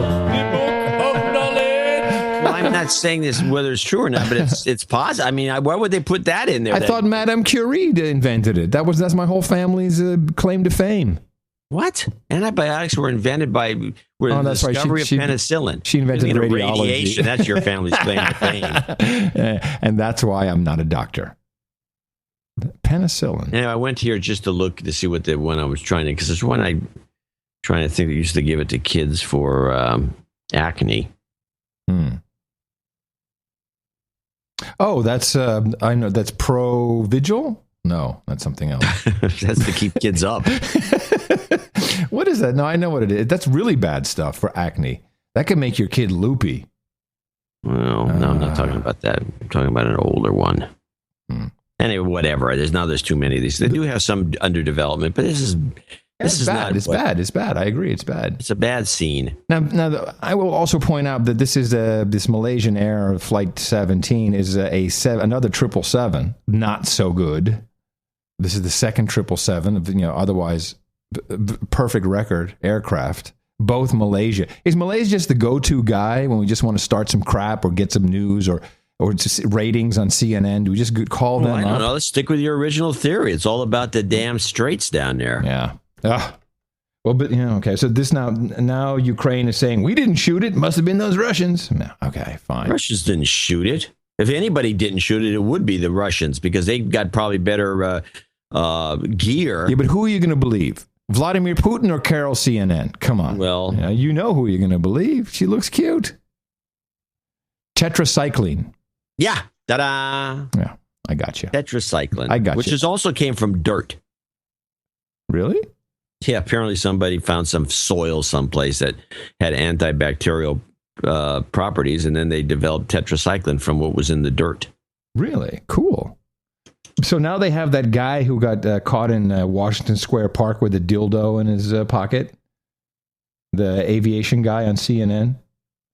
Okay. Remember, and he had heroin? Oh, the heroin guy, yeah. And the dildo. What was the dildo for? Who knows? Just in case. And it was tied up. I think it was tied up. He's wearing only his boots and an overcoat with a dildo in his pocket and some heroin. Or was it ecstasy? I don't know. It doesn't matter. It's just funny to see him talking. Anyway, if anything does happen here in the United States of Gitmo Nation, good news. The Federal Communications Commission is proposing a rule change that would let President Obama speak to the country with the flip of a switch in the case of a national disaster or emergency. The public will have 30 days to comment on this new rule change once it is published in Tuesday's Federal Register. So this is the FCC 1439A1, a rule change, and this is for the giant voice system, which consists of a number of different pieces. Well, doesn't this also include the internet? Can he flip on and all of a sudden out of your computer is coming the president? That is not in the document FCC 14-93, which is part of the EAS, the Emergency Alert System, but also includes the, hold on a second, I got to get the right terminology. It also includes the WEA, which is the Wireless Emergency Alerts. And what they're doing now, because it was never, I didn't know this, it wasn't necessarily required that all broadcasters put through all emergency alert system alerts. It's a little different from what we know as the emergency broadcast system. This is the emergency alert system, and now it used to be daisy chained, and it's a very interesting document if you're kind of into the technology of it all. But now what they're doing is they are giving a set of codes very similar to the nuclear codes, I guess, that if that is input, that means it's a presidential giant voice system, and everyone flips on, and all phones, which is the funniest thing. Phones? Yeah, phones. All the phones. It will be a live code, as they call it. And I'm just reading from this document. As explained below, we also declined to propose changes to or otherwise seek comment on the Commission's rules regarding the processing of header codes at the time of release of presidential alerts. They'll never get this to work. Well, it already works. I haven't heard the president on my phone. Oh, no, he hasn't. No, but the WEA works. Oh, man. You can be in all kinds of places. We've had it happen here. And apparently it's supposed to then, work based upon geographic area. It works with the cell towers. And we receive alerts. Well, not me. Mickey has received, I helped her at least silence it. You can't actually turn off some of them. Like the presidential alerts, which are in your iPhone, you can't turn off. But, you can't turn them off? No, it's no switch. No. It's presidential alerts that come out of your iPhone? Yes, sir. iPhone, Android, I guess every modern phone system. You cannot toggle those off. But the other ones, which is like Amber Alerts. Yeah, child missing. In Texas. Yeah, it's somewhere in Texas. The EAS provides the president and other government alert originators with the capability to send critical alerts and warnings to the public over broadcasts and other media communications facilities. Under the Commission's rules, EAS participants must be able to receive and retransmit EAS alerts initiated by the president. And these are proposed rule changes. However, the FCC is kind of making it clear that they're not going to do anything to thwart the capability of the president to do this. Along with this is interesting. In addition, the equipment and network upgrades, this is money, by the way, will enable the use of a national location code taken in conjunction with the Commission's rules requiring that EAS equipment recognize all header codes. It will prevent EAS equipment from programmatically ignoring location header codes when used with the EAN event code, thus enabling FEMA to use other specific location codes for geo-targeted emergency alerts should the president wish to address a particular part of the country rather than the nation as a whole. So the president will be able to geolocate and target his messaging. I think that's pretty gitmo right there. I'm reminded of the situation that happened, I think it was in San Mateo County, where the police had one of these systems and they were messaging people with iPhones in the vicinity of San Mateo. Mm-hmm. And then it was all going well until they used the system to announce a pancake breakfast this Saturday. Wouldn't that be funny? I think we did that story, actually. Probably. Few years back. Anyway, the national code to fire up everything will be 6 zeros. It's, so the president doesn't have to think too much. Why don't you just make it 3 zeros? Because it's you need 6 digits apparently to be able to target effectively. If you want to do so, it's a geolocation thing. I think you should just, if you get 6 digits, then you can, I think they should have a contest. See the lucky winners. Let's just put in some random numbers. Let's do a lottery. 5, 3, 4, 4. And if you're hearing this message, congratulations! You've won a free trip to Washington for a small fee. Just add shipping and handling. Very funny. Speaking of that, it's like a road to spam, if you ask me. I got a lot of email about the Palladian right discussion. Did you get any feedback on that? I got zip on this. Okay. Zip. Well, they sent it to me as usual. Good. But here's an anonymous. Nice one on the Palladian right discussion. Since Dvorak has been doubting, has been his doubting self, here are some clarifications on the origin of fascism. Now, this is where you said... And I, of course, don't question you at all, that the word fascism, or the concept, I guess, did you say the word or the concept, had not even been invented until the 40s? There was 2 words in there. One was fascism, and they also used the word Nazi. And there was actually Zionist, somebody pointed out. I did get a letter about that concept wasn't available to this guy. Well, I like this letter for a number of reasons. Fascism actually derives from the term fasces or fascio, which during the 19th century, the bundle of rods in Latin called fascis and in Italian fascio came to symbolize strength through unity. The point being that whilst each independent rod was fragile, as bundled they were strong. Nationalist fasci, F-A-S-C-I, later evolved into the 20th century fasci movement, which became known as fascism. Fasces, F-A-S-C-E-S, were used as early as the Roman Empire existed. So fascism by no means was known only post-World War I, as Dvorak stated. Again, he's probably just your handler.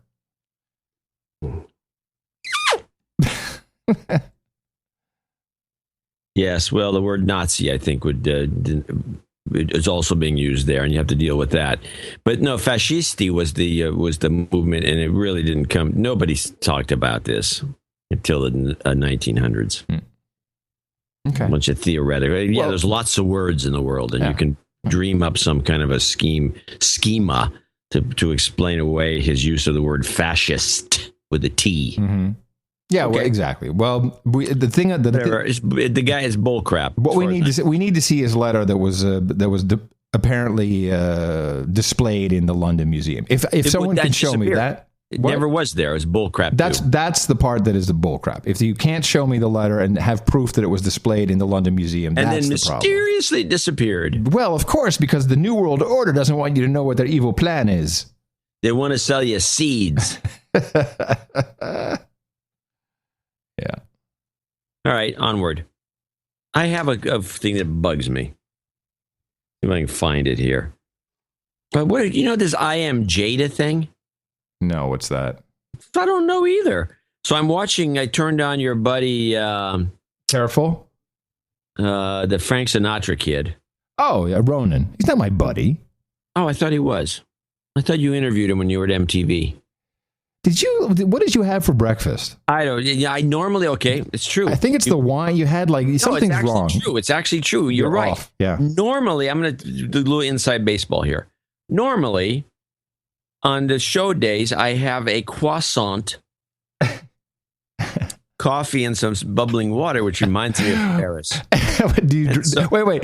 Do you eat this standing up at the bar, or you have a croissant and an espresso and some bubbling water? So today, and you go sacre bleu.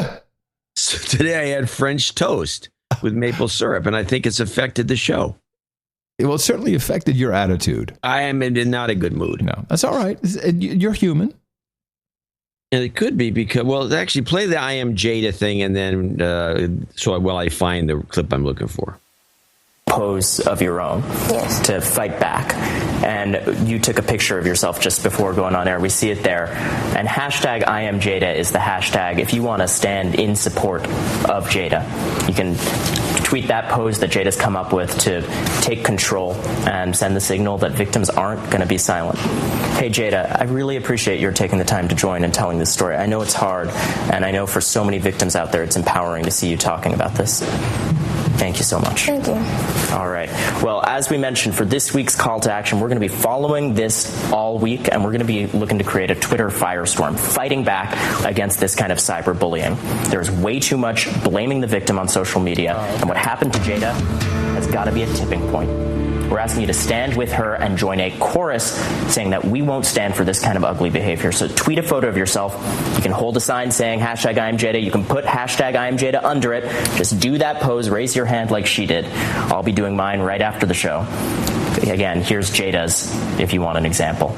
We want to harness this same medium that bullies use to try to hurt her to fight back, to show all the Jadas of the world that you, me, all of us can use social media as a tool for good. Thank you so much. Stay with me. Wow. Okay. Change your Twitter icon, people, and then carry on as resume normal activity, because you know that you will have done something for activism. This is like, do you remember the hashtag Yes All Women? Boy, that changed the world, didn't it? Yes, all women. Well, I know this is lame. And by the way, yes, all women. I'm not laughing about that, but I'm saying it doesn't change anything. She was apparently gang raped or something, and then somebody took some pictures of her naked, and then they posted them. And of course, this is all illegal, and it's just a matter of time before these guys are arrested. But this sort of thing, I totally agree with you. I think it is a lame, I did my part kind of thing. Yeah. Oh, yeah. It's what it all is. I tweeted a protest to the FCC. Well, you know what? It's very interesting you say that, because there seems to be a new way of a new form of activism, which I don't think has been properly investigated. And this is for the packet equality debate. So these guys, this stupid NGO that I've been tracking that has 1 million websites, and their latest one was Battle for the Net. These are all paid for activism groups. And they claim that because of their actions and their Take Action Now form, which was, so we had the deadline of July 15th for the question period for the FCC regarding net neutrality. And of course, these guys are like, yes, we need regulation. Let the FCC, bring in rules. Yeah, only legal content. Bring it all in. They claim that they broke the website because of that. Now, I don't care how many thousands of people are submitting emails and forms or whatever. You're not going to break the FCC website with that. This had to be a DDoS or something of that ilk. And now, indeed, the FCC came out and said, okay, we're extending the period by, I think, another week because of the Federal Communications Commission was forced to extend the deadline for comments over its controversial plans to change the way it regulates the internet after its systems were overwhelmed by thousands of new submissions. All I'm missing here is the word glitch. What is wrong with our government? What is wrong with our government? Really? By Tuesday afternoon, trying to pull a fast one and get hold of the, get control of the internet, which is what they're really trying to do here. Yeah. Well, but these guys want it. You get kind of squirrely. You do things weird. But these guys want it. Thousands more submissions were expected before the planned deadline, and then the website went down. Must be a glitch.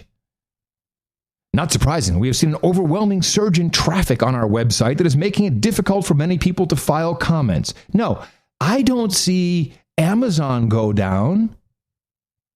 A second round of comments on the original submissions will then begin, ending in September. Not surprisingly, please be assured that the Commission is aware of these issues and is committed to making sure everyone trying to submit comments will have their views entered into the record. Who is in charge of IT. A dude named Ben? Now, I'm pretty sure that this was a hostile attack, and they're either incompetent and can't actually understand what happened, but certainly it's not flowing upwards towards. And they'll be telling you what to do shortly. So this is the Internet Association and all these other groups, and it's disturbing to me as a citizen that this is the way that, and this reporting is just, and this is The Guardian. Of course, you have to have some British company, some British outfit report on it, but there's no, like, what happened? I am interested. I believe we have a right to know, why did the period have to be extended because of thousands of submissions? Who is running the show there? Did you not expect this to be a hot debate? Did you not have your extra servers, like you always say, you pull in? It should all be done automatically. Well, of course. But the fact that it's not even being reported on is just sad. I don't know what to tell you, but that I haven't told you before. Oh, no. The whole scene has been deteriorating ever since a bunch of newbies came in to write about tech, and all they care about is phones. Phones this, a new phone. A phone with yellow. Ooh, a phone that's made, it's plastic on the outside. Oh, it's metal on the outside. Hey, did you see that other guy who had a screen? It was the glass. It was crystal sapphire. But you know what? We could do a show about that. Hey, look, let's try and scratch it with a knife with some keys. Let's drive a car over it. Oh, it didn't work with the car. Oh, well, don't drive. What have we learned? Don't drive your car over your phone. Right. No, the whole thing is, and so that's the kind of reporting you're going to get. Very interesting as I'm receiving and all news. We can do is complain, by the way. Well, I don't use a phone anymore, so I don't care. I really don't care. I'm looking at, people are sending me lots of Dutch news, of course, because this Malaysian aircraft took off from Amsterdam, Schiphol Airport, where you can get free Wi-Fi. You may not arrive at your destination, but if you're a No Agenda producer, you can get free Wi-Fi. Free Wi-Fi at Schiphol. The No Agenda Wi-Fi network. Now people are, we have pictures appearing on Twitter, apparently, of passports from the wreckage. And so there's a picture of a pile of, a lot of them Dutch, actually, passports just laying in the grass. They look pristine. That sounds pretty weird. Yeah, see, I don't like this at all. And it's kind of interesting that this is happening while we're doing the show, because all the misinformation, the story is formed right now. This, at the very beginning, there'll be things that you'll hear about, you'll never hear about again. And so the Dutch, well, it's the Telegraaf, which is not a very trustworthy publication, but they are the biggest one. It's kind of like the Daily Mail, I guess. Worse, probably. What's the hashtag that you're seeing? I'm looking at a newspaper report. I'm not looking at a hashtag. Oh, I thought you said Twitter. You said because it says here op foto's op Twitter is te zien dat mensen vooral Nederlandse paspoorten hebben verzameld tussen de brokstukken. Oh, you want me to translate that? No. In pictures on Twitter, people have been showing many, in particular, Dutch passports. I found them. They're good. No hashtag. Oh, yeah. The hashtag is pray for MH17. What, they're doing another pray hashtag? Yeah. Huh. And here's a pile of passport. You're right. I'm looking at the photo. It is from Life News, the Russian publication, or maybe it's Ukrainian. I can't tell. It says Cyrillic. Of pristine, mint condition passports. And there's 1, 2, 3, 4, 5, 6, 7. There's a whole pile of them. And one looks like a United States one because of the color. Mm-hmm. But it's covered. Mm. And what's the explanation for this? I don't know. Do people aren't there? I don't know that they put your passports in a pile somewhere, and it's not like checking into a Russian hotel. And now Russian news is showing. It's very strange. Yeah. So this is already all of a sudden we're getting into this territory again. Yeah. Of bull crap. But this is how they light it up, John. I'm telling you, whoever gets the blame for this is going to be misused. Now, all we need is to hear Watermelon Head Kerry. Someone is going to stand up. You know what? Dibs on John McCain. They're Russians. They're killing people. We need to bomb them. There's quite a few photos. Here's a picture of the inside of a photo in perfect condition, by the way. Who knows? Perfect condition. Allegedly, this landed on some rooftop in the area. And already it's tweeted. Hey, we kind of glossed over the tech news of the day, and I think that we should still discuss it because I believe it has to do more with policy and big business than anything. Yeah. And believe me, we might as well talk about it now because everyone's going to be talking about it on all the tech shows. Okay. This is the Ryan Block Comcast call. Oh, right. Yeah. And I listened to this 8 minutes. And what was your takeaway? Something's fishy about it because there's no beginning of it. You don't know when he actually started, how deep this was into the conversation. He says 10 minutes after the 10 minutes in, which I find hard to believe. Sounds hard to believe. Yeah. And he's goading the guy. Yeah. By, not answering anything because you really want to discontinue your service. Say to the guy, and the guy's harassing you, say, I'm leaving the country. I don't need the service anymore. Go. Yeah. And the guy would disconnect, you'd be done. But instead, he's like goading the guy, leading him on to make him ask more and more. I'm not going to, it's none of your business. Yeah. Why are you quitting? None of your business, mister. Right. And then he apparently had one of these guys. Well, this is not the first time that here's my take. It's not the first time Ryan Block has been tricked into trying to hurt a company, because I believe that's what this is about. Please note that the Time Warner, the Comcast Time Warner merger is now being, it's in the last legs of the regulators looking at can they do this or not, and to have and if you Google the story and you look at all the headlines, there is, and it's really amazing how the internet works, but there's a lot of stories saying, oh, right, well, if we only have one company to go to, this is an example, and this is what your customer service is going to be like. And this is the takeaway, and this is purposely done. At the same time, we have Murdoch coming in trying to want to buy Time Warner. Please, there's too much coincidence with big money. What, $70, $80 billion? And Ryan Block, who was it 5 or 6 years ago, and he published this is an internal Apple email. And Apple was going to be in trouble, and then he published that, and the guy he's easy to spoof. Look at him.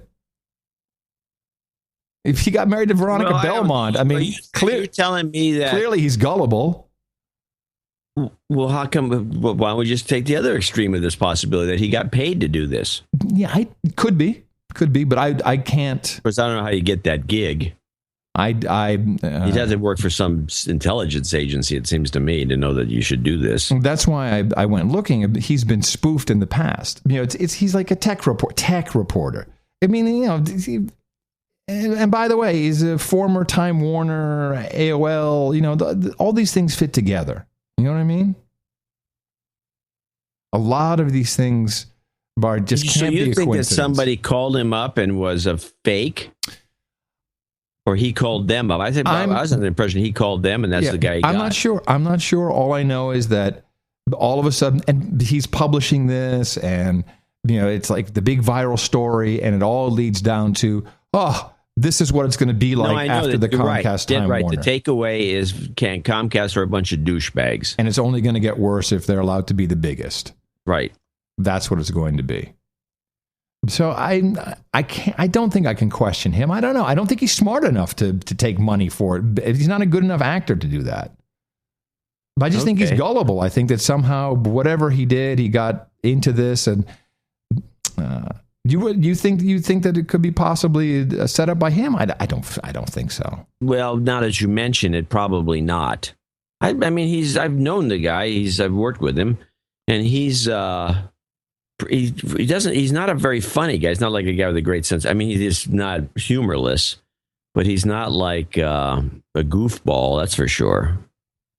I don't know. I have no idea. All I know is that the thing seems a little fishy and out of proportion. I had a similar problem when I had Vonage for a while years ago just to play with it. Mm-hmm. And I'd play with it. I didn't like it.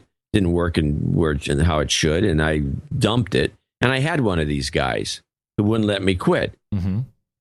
And I kind of strung him along myself because you listen to these guys. It's like, what are you, nuts? And it, you know, at some point it's annoying, and you just tell the guy to get lost, right? You know, and just unhook me, will you? That's all I'm asking. Well, you know, and they go on, but it's actually I don't know if you got the same letter from the producer. One of our producers used to work for Comcast, and he was one of those guys. And he said that, you know, the guy was a little extreme, generally speaking, just trying to do an out. The theory is you call in and you say, I'm quitting. And, they say, why are you quitting? Well, I'm going over here. Well, why are you going over there? Well, it's because it's cheaper. Well, we'll give you that price. Right. Which, by the way, I did with Time Warner on our move, and they took $100 off my monthly bill. How much was the bill? Oh, it's fucking crazy, John. You really want to know? Are you ready to hear how badly I'm getting raped in Austin, Texas? I'm all ears. Now, bear in mind, this is television, radio, internet, and telephone and phone. Okay, and the triple play and the triple play and the telephone we can't use because they immediately sold my name to everybody. So that thing was just ringing all day long. So it's unusable to answer it if someone calls, only for outgoing. And of course, because I need packages so that I can watch all the 3 C-SPANs. I believe C-SPAN 3 is somehow not included in your standard lineup. Something weird about that. Yeah, all the cable news channels. You know, I pretty much have everything except sports because I don't give a crap. So I do have ESPN, but no other sports packages. I got no football, no special movie things, only Showtime, HBO. And you're going to laugh when you hear the number. Monthly bill was $333. I kid you not. $333 a month. And now they've taken it down to $182. Still too high. Well, of course it's too high. But, you know, you have the 30 megabit down, 5 megabit up. Yeah, I need, so at least I can get 10 and 1 reliably. Yeah, of course it's ridiculous. Now, I'd love to give up the television altogether, but, you know, we need to be able to watch stuff. Yeah, no, we have to watch stuff. It should be. I shouldn't be paying more than $50 for everything I really want. But I just need to have the cable channels for what we do, and I had to go with the most expensive package I could get on internet for reliability, just to be able to, you know, and also I can call a number and say, hey, it's not working. Yeah, that's business. It's for our show, right? But it's crazy. So anyway, so they discounted you. The bottom line, they'll do that. The bottom line, regardless of what happened and how it happened, so you got one. We've all had one of these. We've all had bad experiences, but it's being run with. Just if you Google it, and people should do this, take a look at all the people who are saying, "Oh, if this merger ever goes through, it's going to be horrible," and it's being misused for that very reason. Well, and of course this merger.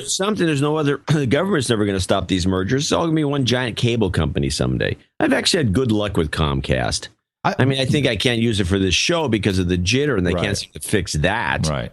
I mean, we have used it in an emergency, but it's always just way too often. And by the way, it was only between Comcast and Time Warner when I was in Tokyo. The Comcast was actually better than SonicNet, if you'll recall. Right. Yeah, it appeared better. Yep. Yeah, we had to actually drop the SonicNet and use the Comcast. It was better. Yeah, people sometimes think it's peering, one big network. Deals, right, it's behind the scenes crap. Yeah. You know, every packet being equals bullshit. Yeah. I mean, it's not going to work that way. I have this column. I haven't written it yet, but I'm going to write it, which is about if every packet's equal, then what are these online, the boxes, the caching boxes? Caches, like the Google Global Cache is one of them. And then also Netflix has a box. And you put the box at the central office.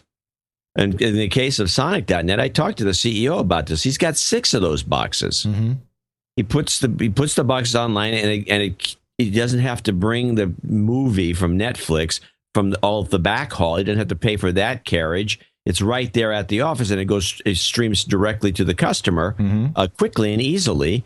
And it's and you get a better experience at the customer end because the box has got all the movies on it. It's like a couple 100 terabytes or some outrageous number of things. And they maintain it. It's free. The box is free from Netflix. They maintain it. And everything is, and they just, all the ISP has to do is pay for the power for the thing. And that's how they figure out whether it's worth doing it or not. And I says to him, I says, hey, dude, how is this net neutral? Because if you're Vudu and you're selling movies to people, you don't have a box in your place. It's going to be it's not going to be the same experience of the movie from Vudu as it is from Netflix. And how is that every packet is equal? Right. It seems to me as though these packets have priority if it's sitting in the central office. And he didn't say anything that it was, he felt pretty much the way I do, which is it's just like the whole net neutrality argument is bogus. How does that, it's not fair. I mean, Google's got these things all over the place. Wow, man. They're showing close-ups of passports, Dutch passports. Yeah. This guy's from Apeldoorn. Damn. It's going to be very interesting, because we'll get a lot of Dutch news, which is good because I speak the language. We'll see if we can get anything of any use. It's going to be a hell of a lot better than Anderson Pooper sitting there with the dildo boy pontificating. Fuck. This is bad, John. I got a bad feeling about this one. This is a NATO country, when you attack a NATO country, the Netherlands, this is bad. And and CNN is showing rocket launches. Oh, it could have been one of these. Fuck. Could have been, should have been, would have been. Yeah, that's really, really not good. And these are Nazis in the Ukraine, and they're the kinds of guys who love Nazis just based on history and love false flags. Yeah. I wouldn't put it beyond them shooting this thing down and then blaming the Russians. And just wait. Let's see. The Russians are not going to shoot this thing down. Not crazy. There's no reason to. They just started a bank. Yeah. They're trying to working with the India and China and South Africa. They don't want to do that. It'd be nuts. Putin, if he wanted to do something, he could do it. You're right. This is totally crazy. And we always predicted that it would probably be at one of the nuclear plants they would light up because that's real easy to do. But when you think about it, how stupid. It's much easier. Get a Malaysian Airlines, of course, because everyone loves that. Yeah, and just blow it out of the sky and then blame it on the Russians. And they could have taken it down with one of their fighters. They have all the jets over there, the Ukrainians. Wow. Go up there, launch a little air-to-air. There's no trail coming from the ground. Yeah, this thing crashes. This makes me a little sad, though. The people are willing to go to these lengths. Well, you'll see. You'll see. I think this is going to start it off. This could start it off. We have to be... Cool heads must prevail right now. And you're going to see a-holes like McCain and Lindsey and his girlfriend, his Southern belle, Lindsey Graham. They're going to be popping up, and Putin's crazy, and we got to get rid of him. Putin! And if it's not that, then the whole outfit is funded by the Koch brothers! Just blame everybody. Did you see all the changes that went on in the Euroland while we're over there anyway? We had the UK, our boy is out. Haig. He's no longer the big Gitmo guy. He's no longer the foreign minister. Yeah, I know. A cue ball? Yeah, let me play it. This guy. Intelligence work takes place within a strong legal framework. We operate under the rule of law and are accountable for it. In some countries, secret intelligence is used to control their people. In ours, it only exists to protect their freedoms. Protect their freedoms. Protect their freedoms. Here's protect their freedoms. So the president's, I don't have the audio pipe through. The president's now talking about the Malaysian crash. Well, there you go. So why is he, why? There's no reason. Does he come up and talk about every plane crash now? Every plane that goes down, we got to talk about it? No. Yeah, this looks like a setup. This is a bad setup. Okay, back to Euroland. I'm just going to ignore him for a minute. So Haig is down as foreign secretary. There's a whole reshuffle of the cabinet, which was kind of obfuscated by what's going on in Brussels. And I will say that Nelly Schmidt-Cruz, the woman I love to hate, who was the, she's the one that docked Microsoft and Google, and she was part of the anti-competitive office. Now she's down a couple steps, but she's now coming out and supporting Hella Thorner-Schnickenlund for the big council job, which would be Heiko Hermann's job. Is it Heiko? Yeah, Heiko Hermann's job. Then, of course, we have Jean-Claude Juncker, the known universally as the drunk, who in a backroom deal has now been elected to Barroso's job, but Barroso has been moved over into some kind of powerful position, which is like another backroom dealing. Well, it's just they got to keep an income. I mean, these poor guys. Well, I think they're working so hard. The best way to really evaluate what's going on is to have Nigel Farage stand up and bitch about it. That usually helps us understand. Yes, let's listen to Nigel. Thank you, and good morning, everybody. If this is European democracy in action, as we've heard this morning, I suggest we have a rethink. We're told that as a result of the European elections, Mr. Juncker here is the nominee. Well, I can tell you that absolutely nobody in the United Kingdom knew that when they voted in the European election, it had anything to do with the next nominee. And the truth of it is, your voters, actually in your countries, didn't realise what this process was. Mr. Juncker's name did not appear on any single ballot paper. And the whole thing has been the most extraordinary stitch-up. I mean, the loser, Mr. Schulz, gets the consolation prize of being an unprecedented second-term president in the Parliament. I mean, it's all just a pretence that we're increasing democracy. Now, of course, I'll be told, yeah, but hang on a second. The European Parliament, the elected bit of the European institution, did actually have a say and did decide whether Mr. Juncker was to become Commission President or not. Well, let's just have a think about the process we're about to engage in. We've all got to be asked to vote, and we've got one candidate to vote for. I mean, it's like good old Soviet times, isn't it? Surely democracy means you get rather more of a choice than one. But I think far worse than that, it is going to be a secret ballot. I mean, you really couldn't invent it, could you? Hard on the heels of a European election, our voters are not going to know how any of us have voted. And I would say to you, Mr. Schulz, as President of the Parliament shouldn't vote in secret. The whole point of being publicly elected representatives is we should be held accountable for our actions to our own voters, and to be asked to vote in secret. You want to hear more? Because he keeps going. It's pretty good. Oh, yeah, come on. I think it's a huge insult to voters to ask us to vote in secret. No, nothing wrong with that. Seems perfectly fine to me. Don't you think? Don't you think, John? Oh yeah, especially if you want to put your own guy in. I would have thought after the huge advances in the Eurosceptic vote, there might have been a rethink somewhere in Brussels, but clearly that was not to be. Mr. Cameron had a brief go and tried to oppose your candidacy, but he was busy succeeding with reshuffles in Britain, but failing with reshuffles here. And Mrs. Merkel, of course, crushed him, because what the German Chancellor says goes in the modern Europe. Yeah. Deutschland Blitzkrieg. So what of our nominee? Well, on the plus side, Mr. Juncker, you are a sociable cove, with a very much better sense of humour than most people I've met in Brussels.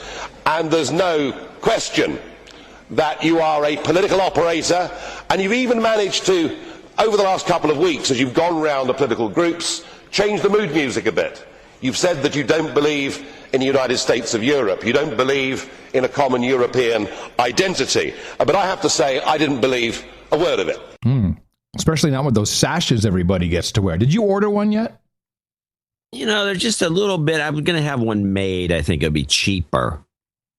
I want to have an official one. I don't think you have to actually show your paperwork. You can just order it, right? Store. Yeah, you don't have to prove that you're a member of European Parliament. You'd look great in one of those things. I think Mickey and I would both look great if we walked into parties everywhere, just both of us wearing these sashes. No, you can't do it. You can't both wear a sash. That makes her look like a beauty queen. She needs to be, you look the ministerial type. You'd be wearing the sash with the tux, and she'd be wearing a white gown. With a tiara.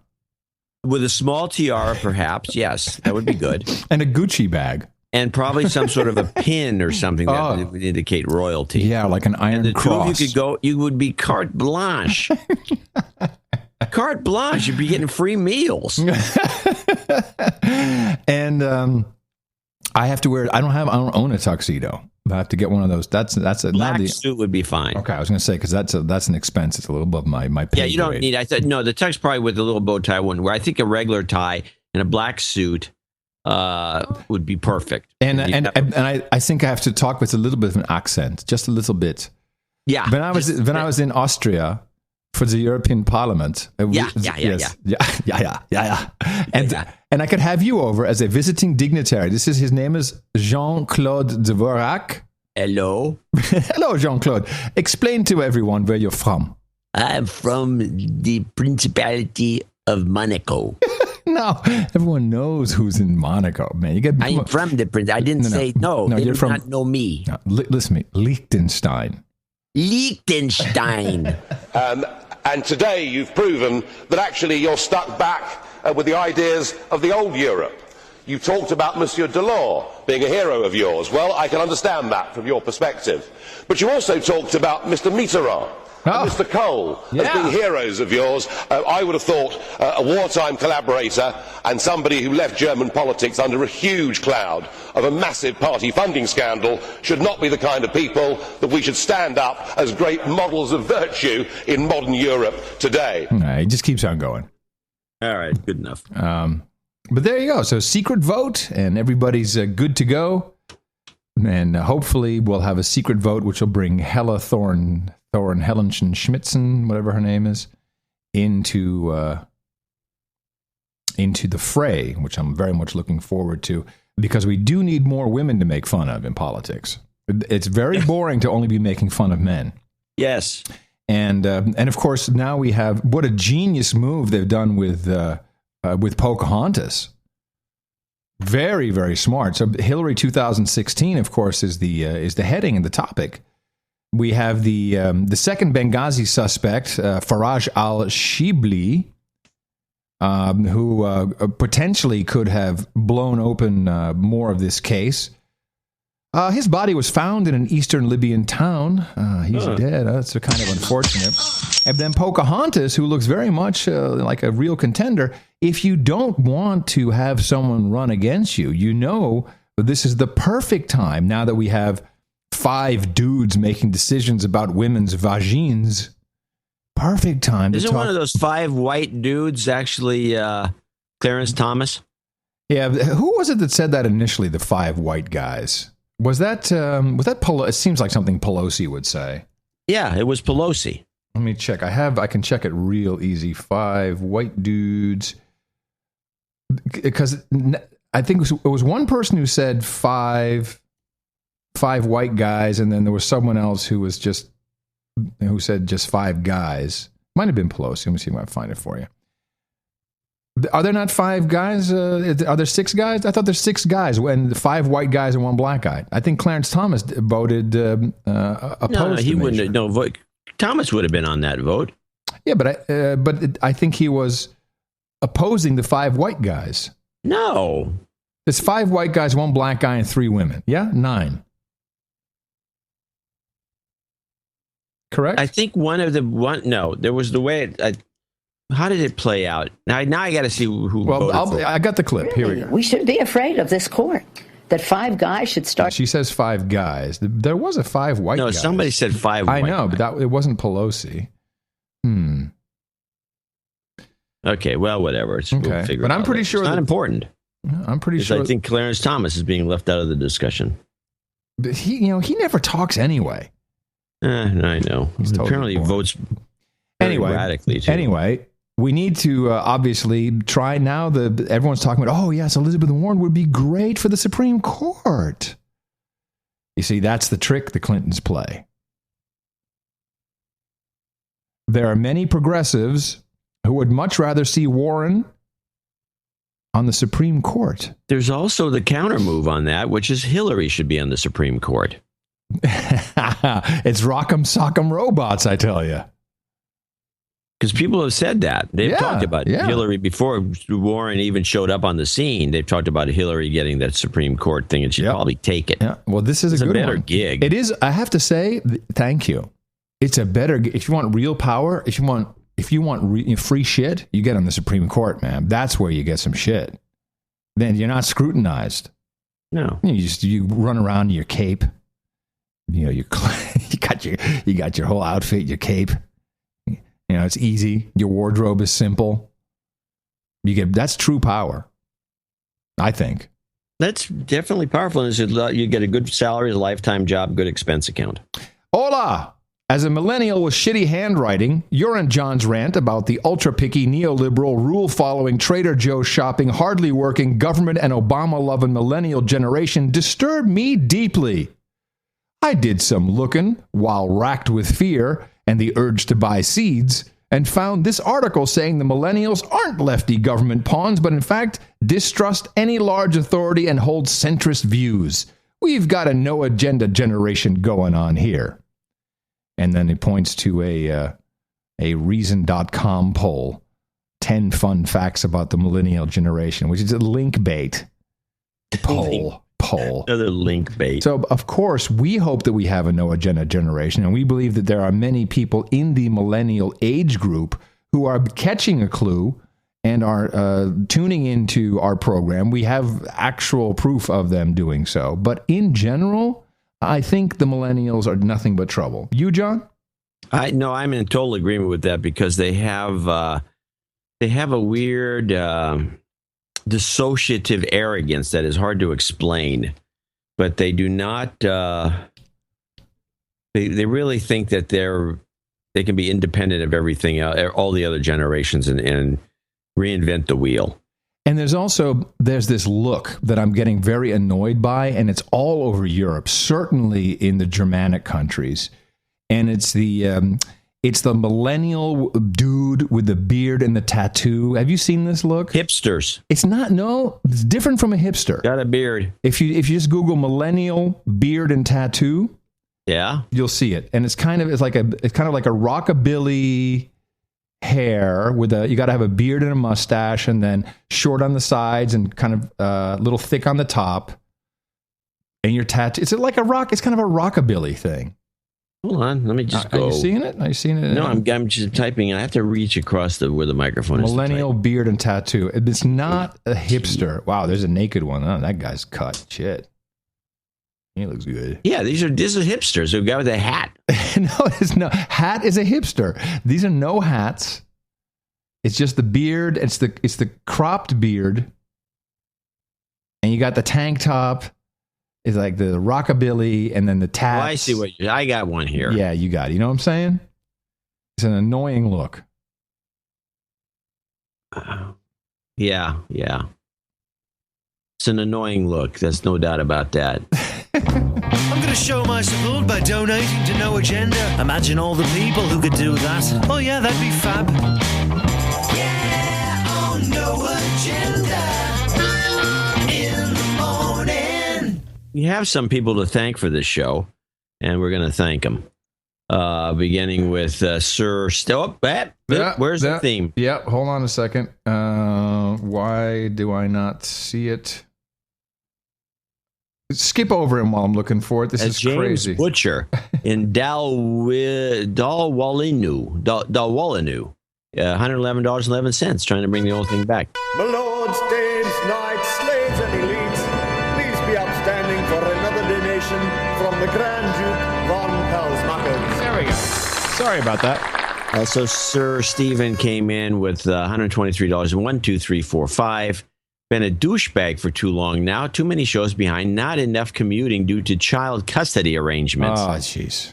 So please accept this pittance as a small token of my immense appreciation for the work you guys do so thoroughly on our behalf, so we don't have to.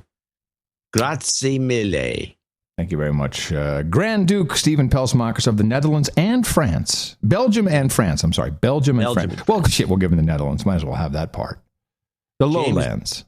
James Butcher in Dalwallinu, 11111, Australia. Robert Mueller in Chesapeake, Virginia, $110, and this is going to be his knighthood. And he wants to be Sir Great Goomer of the Outer Banks. I'm not sure what that means. And he wants mushrooms and Maker's Mark. Mushrooms and Maker's Mark? Okay. Yeah. Or I don't know if it's mushrooms or shrooms, whatever the case is. No, it has to be an M to be illiterate. Mushrooms and Maker's Mark. Yeah, Right. Okay. Can't be. Okay. It's rhyming. I didn't realize that. Sir Michael Randall in Halifax, Nova Scotia, 7733. Had birthday coming up for someone. Stuart Venable in Pasadena, $75. Let me just jump around here. Peter Goodall in Crestwood, Missouri, $75. Sir Sam Long in Toronto, Ontario. Great working you on the D-Star last week, Adam. Hope the move went well. That's right. My repeater's still down. No, it's not. Your repeater's back up. No. But I worked him on the D-Star. You worked him? I worked him hard on the D-Star. You worked him hard? Yeah. Okay, good. We have another 73 here. Neil Chapman, Exeter, Devon, UK. He has he got a thing here for douchebagging call out? No.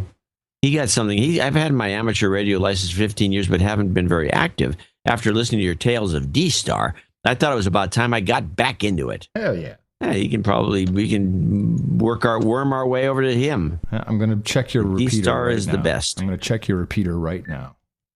Sean Mooney, 5511 in Saskatoon, Saskatchewan. Here we go. Let's check it. I'm going to link to WW6BAY. Gateway unknown. You're right. You're down. I'm down for the count. Oh, damn. I needed that to be up because I was having dinner with everybody, and I was going to show something off, and they didn't get on anything. Hey, let me show you. This is really cool how this thing works. And everyone's standing like, okay. Yeah, it's great. And Kevin McLaughlin in Locust, North Carolina, 55 double nickels on the dime. Kevin, I got dibs on his wine collection when he finally goes crazy. Kevin Nunez in East Brunswick, New Jersey, double nickels. Andy Benz, double nickels on the dime in St. Louis, Missouri. Birthday coming up there. Daniel Calvin in Mackinac Island, up in there in northern Michigan. Double nickels on the dime. David in Loveland, Colorado, 5510. CSS Computer Solutions and Services, once again, 5333.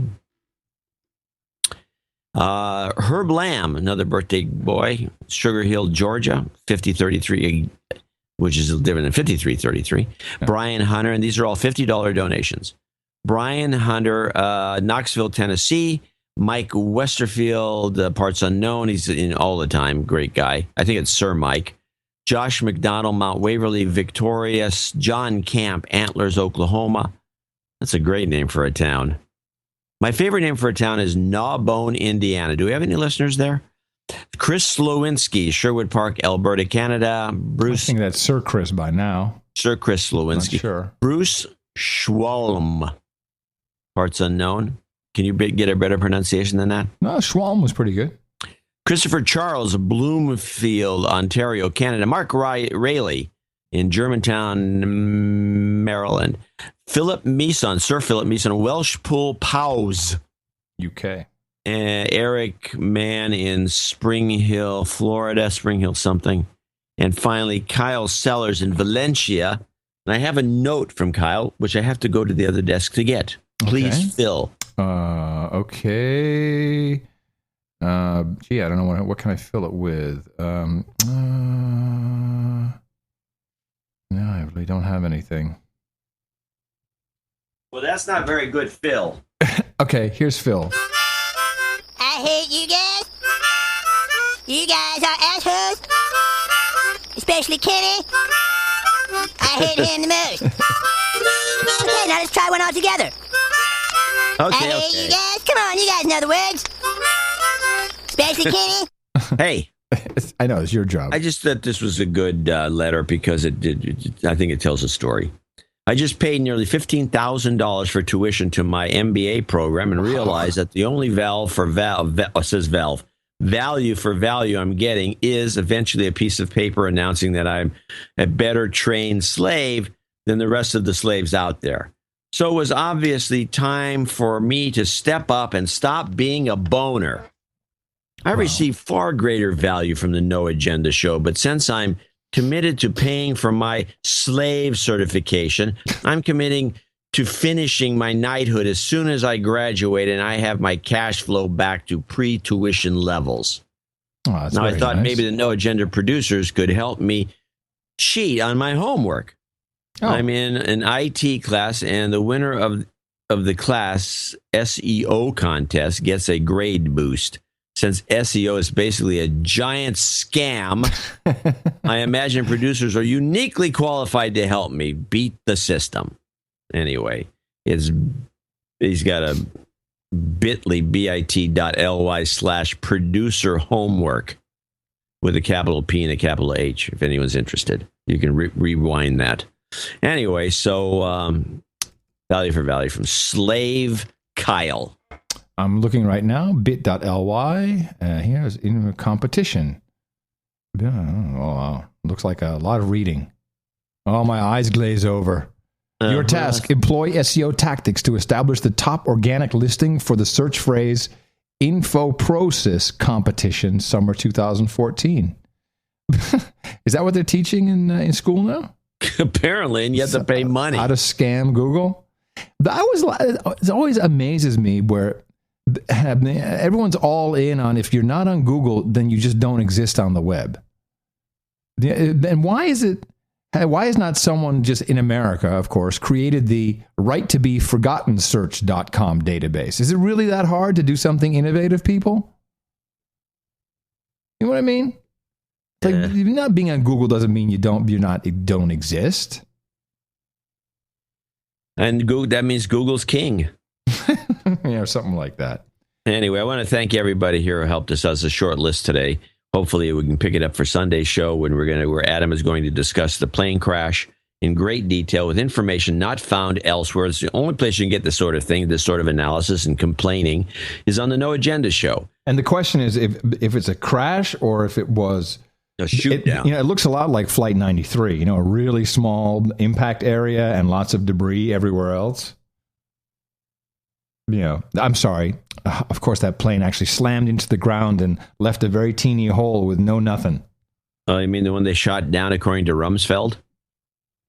Yeah. Yeah, that's right. He says, we shot it down. I mean, what? Yeah, exactly. All right. Anyway, Dvorak.org/NA. Thank you all very much for your contributions. Also, everyone under $50, it is highly appreciated. And I have received a couple of people who said, hey, I haven't gotten my podcast license. 33 monthly gets you that. Just ping me, and I'll be doing them later today if you've already done so. And I'll send you back the URL, which is usually first name, last name, .podcastlicense.com. Dvorak.org/NA.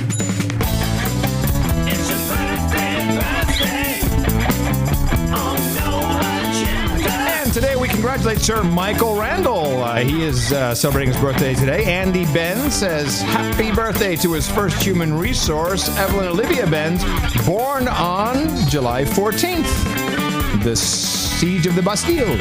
And Herb Lamb says happy birthday to his son, Max, turns 13 on the 19th of July. Happy birthday from all your friends here at the best podcast in the universe. And 2 knightings today, which is very exciting. Always happy to see them. And I sharpened it. Did you hear that?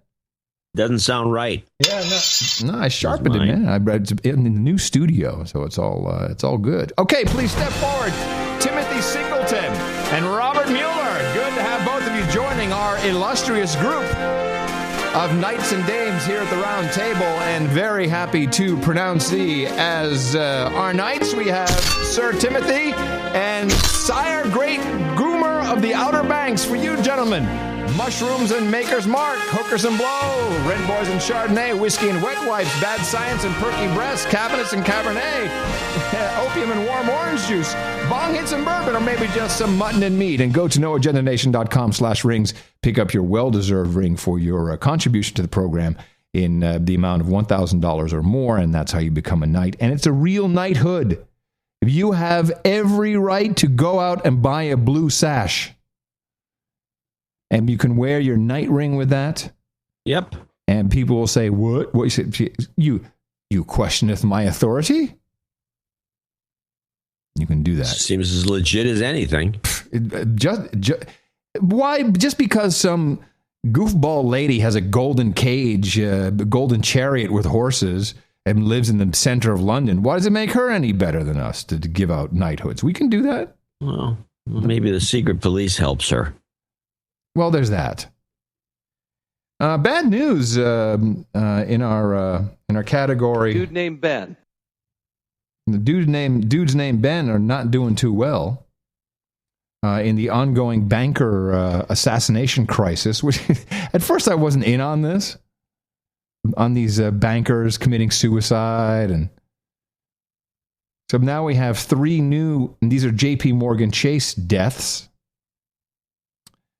2 of them now IT guys. I was afraid this was going to happen because if anyone knows the systems and anyone knows how the stuff really works, it's the tech department. And now we have 2 from New Jersey, alleged suicide. Julian Knott and his wife Alita, age 45 and 47 respectively, Jefferson Township, New Jersey. The bodies of the Knott couple, who have a teenage daughter and 2 teenage sons, were discovered by police on July 6th. This is not good. Especially because they are... Molly. Go ahead. Oops, hold on. Missed that one. The dude named Ben. And it's cropping up everywhere, this dude named Ben meme, where we have, let me see... Oh, I just see it. We had another dude named Ben. It's really interesting how you get these IT guys who are actually named Ben. And I got a clip. I got a clip here from. So just to recap. Turns out that guys, yeah. Just to recap, this is the disdain and disrespect of the American Congress and Senate and the IRS about the IT department. I think his first name may have been Ben. So a guy named Ben, a dude named Ben. That's it. That's how people think about you if you're a systems admin or you're running stuff. They think of you as a dude named Ben. Who cares? It's some dude named Ben. And Halle Berry, who's got this, I guess it's a TV series called Extant, which I have not watched. I have no desire to watch. Okay, I'll give you a review. Ready? Yeah. It stinks. Molly. Go ahead. You have an incoming Vcron. Bay 1, please. Sending Bay 1. I got accepted into school. I had my last meeting with the principal this morning. We're going to wait for you to get back for your interview. Ben? I'm detecting interference from a solar flare. Shall I attempt to restart after it passes? Sure. Attempt to restart. Ben? Ben! I think his first name may have been Ben. So a guy named Ben, a dude named Ben. And there you go. Dude named Ben. If your stuff is crashing, you call for Ben. Last name Dover. I won't even give you an in the morning for that. Where's the in the morning? No. Not when you do a Ben Dover joke. You do not deserve that. Eric Holder. Let's see. We might as well go to our Lone Wolves category.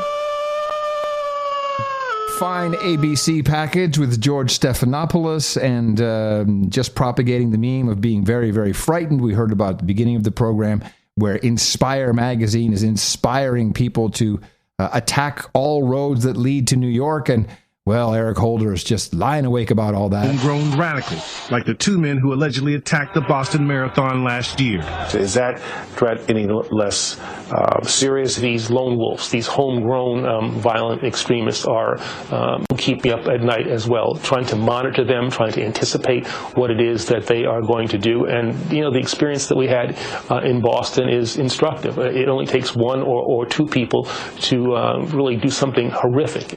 Even though we've never seen that video of them actually putting the backpacks into the trash, and neither has the governor of the great state of Massachusetts, the top legal guy in the land seems pretty much all in that they're guilty and it's done and it's over. Why even put them in court? The one brother's That's what dead. I say. Just string them up. Yeah. I think people would be much more happy to see that. Just kill him. Got a couple interesting things here I want to run out and get them out of the way. This is a kind of weird. This is just making me sick, actually. Here's Dr. Oz. It's teasing Facebook, and it led me to the second clip. Okay, hold on a second.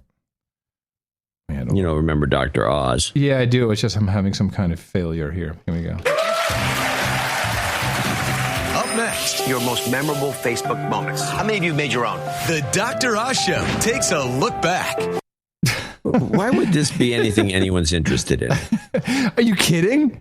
See, if just put Facebook anywhere in the headline, people, I should go. I guess a lot of people feel that way. So Yeah. I was watching a strange new network. This the World Net Daily's got their own network now. Oh, okay. And they have a couple of news shows that are, they're very much, they're actually a little better produced than The Blaze, which is Glenn Beck's network.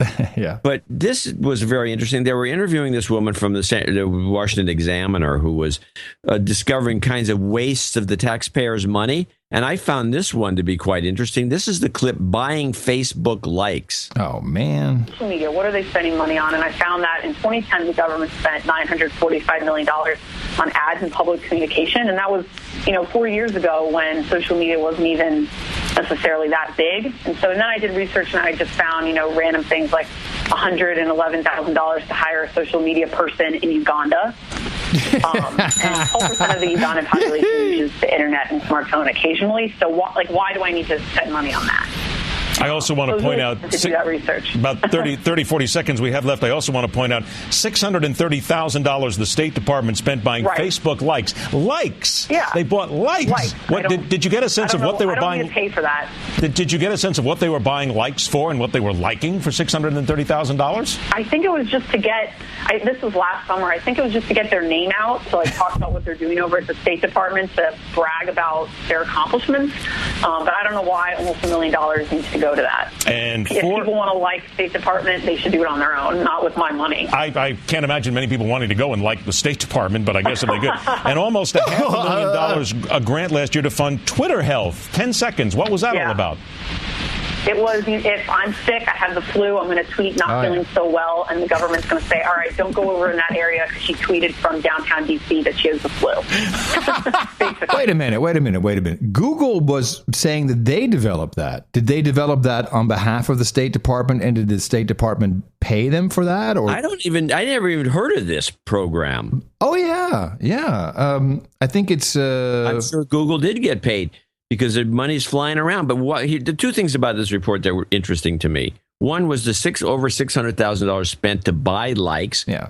Which is like the whole likes thing is a scam. Well, that's nothing compared. You can buy them is a scam. Yeah. Well, that's nothing compared to what, Coca-Cola and those guys were suckered into spending. And when I see likes, I don't even give a crap. Of course, I don't use Facebook, so I guess I really don't give a crap. But more interesting is, why do we need a social media expert in Uganda? I think that's a tip-off. Oh, well, it's obvious. Something's going to happen. Rebelization. Regime change. Yes, it's coming. So this was to me was the most interesting part, because I haven't heard about anything going on there yet, but obviously something's going to happen because they just put a stooge down there. Here it is. Reassessing Google flu trends data for detection of seasonal pandemic influenza, a comparative epidemiological study at 3 geographic scales. Man, people get paid for everything these days. That is just crazy.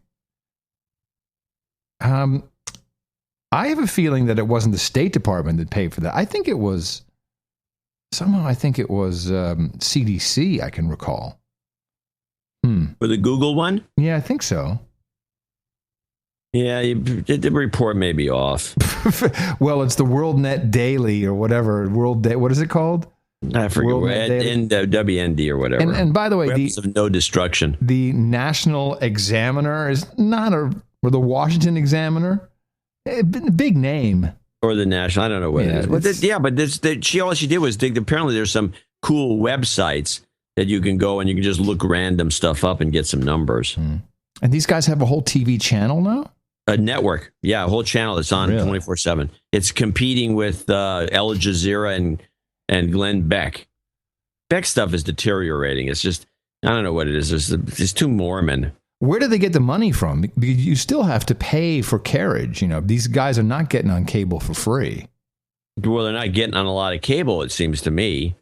I would think that they're... I don't think I have Blaze here. I know I have Al Jazeera. Not. They went with the satellite guys. The Dish Network has it. I'm pretty sure. DirecTV has it. And I think the satellite guys are a little more amenable because they have more bandwidth, I believe. We're now 13 years after 9/11. I might as well bring it up. And we've heard a couple times that there are I believe it's 38 pages or 28 pages that were omitted from the official 9/11. And I have the book here. I just put it back. I unpacked all the books, and there's the 9/11 Commission report. And apparently there were some 30 to 40 odd pages which were omitted from the report. I think we've brought it up on the show before. Have they been released yet? They have not been released. And apparently, if you're a congressman and you have certain credentials, you can go and look at them in a soundproof room, booth. Maybe it's like the Newlywed Game where you sit there in a glass booth with the headphones on and you can't hear what the other contestants are saying. And Representative Massey, who I think is from Kentucky, he saw the pages. And he did a press conference about the pages without, of course, actually telling us what's in the pages, but what he said was telling enough. This is something that the families deserve to know. This information, it's been over a decade, 13 years since this event happened. And we've had a narrative in the media and in the press and in the collective American conscience of what happened that day, but I don't think it's fully informed, and it won't be fully informed until everybody gets to see these 28 pages. And just to echo what Congressman Lynch said, I'm here for the families, but I'm also here for our country to look forward. We have to decide how to prevent another 9/11 type event from happening. Until you have the full picture of what actually happened, the intelligence picture, how can you participate in that debate? How can we know that what we do will prevent another 9/11 from happening? And how can we know that some of the things that maybe we would otherwise endeavor to do might be overreactions? So also I want to talk about the experience of sitting down and reading these 28 pages. It's in a room where it's soundproof and you're escorted in there and you're escorted out and there are no notes. But this is something that's sort of shocking when you read it. As I read it, and we all had our own experience, I had to stop every couple pages and just sort of absorb and try to rearrange my understanding of history for the past 13 years and the years leading up to that. It challenges you to rethink everything. And so I think the whole country needs to go through that. It's going to be difficult and it could be embarrassing. But that is no reason to keep the truth from the American people. What do you think is in those pages? My God. That's hardcore, right? Holy moly. WTC7 won't go away. I just have to wonder what's... I will give you clip of the day for that. Really? Yes. The other thing was not that it wasn't clip of the day worthy. This is really a breakthrough clip. I'm a little on the fence about that. Okay. Just do it. You can't resist. You can't not do it. Clip of the day. Sorry. It's a good clip. I didn't get it. I didn't know that he had the press conference, and I'm familiar with the 28 pages missing. What do you think it is? I didn't know it was like this. This is like space alien stuff. What do you think? So he's saying it will change the course of history, change the way you think about everything? Yeah. You mean, I already think that Cheney was there saying, stand down, don't do anything. We know that it was a simulated event, and then all of a sudden it turned real, and all of this stuff, and maybe, maybe all roads lead back to Deutschland. I don't think so. I think it's separate. Whatever the case is, I don't know. So they got to release this now. Can't have somebody come off and say something like this. Well, you know what? I think I've got to run for Congress. I think you have to change read the damn 28 pages. Change your Twitter icon. Maybe it'll help. I already got the blue and the green in my Twitter icon. The guy who did the Austin fluoride protest that we were tracking for a couple of weeks, the hunger strike, he's not apparently he's not dead. He's running for mayor of Austin. Oh, you gonna vote for him? Absolutely. Absolutely. Yeah, what's his name? Nicholas Ryan Lucier. Huh. Yeah. But I have a pet. Sorry. Okay. Well, is there something more to that story? I'm sorry. Well, I was just going to read the other names. And the way the story reads is who has more money. Steven Adler. I hope that's not the Guns N' Roses drummer, because that guy should not be mayor of anything. I know Steven. Is Steven Adler still alive? He should not be mayor. He's raised $363,000. We have, let's see, Chris Riley. I think there's a woman who did, let me see, Donna Howard has raised, there's a woman who helped the Google deal. I think she's the one that's slated to be the mayor. I got to think who that is. Some Google woman? Yeah. Oh, by the way, I saw there was a guy up on the pole here. Guy in a pole. And it was hot. I'm like, hey, how you doing, brother? It's like, oh, I've had better days. So what are you doing? But, just splicing the fiber up here. I said, fiber? He says, yeah, AT&T. Really? For Google? No, they're trying to be out ahead of Google. Oh. We got real competition in this town. This is good. I like it. Yeah, well, can't notice it from the prices you're paying. Well, I got no competition pretty much. Everything's cheap. There's a good point. We got to get this clip out of the way because I want to make people aware of a situation that's in kind of happening that we're just not being followed by the mainstream media, and I think it could evolve into something. This is not a Thom Hartmann clip, is it? No, this is Burma. Oh, thank goodness. That's the lead-in? That's it, Burma? Burma. Well, they've got their heads stuffed with stupid ideas, but here, we've always lived together. The truth is that Burma's one big family. Indeed, Mandalay is known for its tolerance, its religious harmony. But an ill wind blows again here and across this whole region of Burma. This is one of the most dangerous men in the country, Ashin Wiratu, an ultra-nationalist Buddhist monk who has sworn to expel Islam from Burma. You Westerners don't understand Buddhism. You can criticize us, but we monks of Burma know that we're right. We follow the path of truth, and that's the only important thing.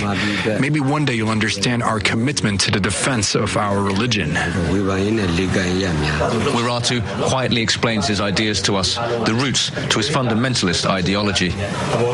There are in our country two priority issues that concern us greatly. The first is the democratic transition. The second is the spread of Islam. I'll tell you, Hindus are courteous, Christians are very respectful, but Muslims are full of hate.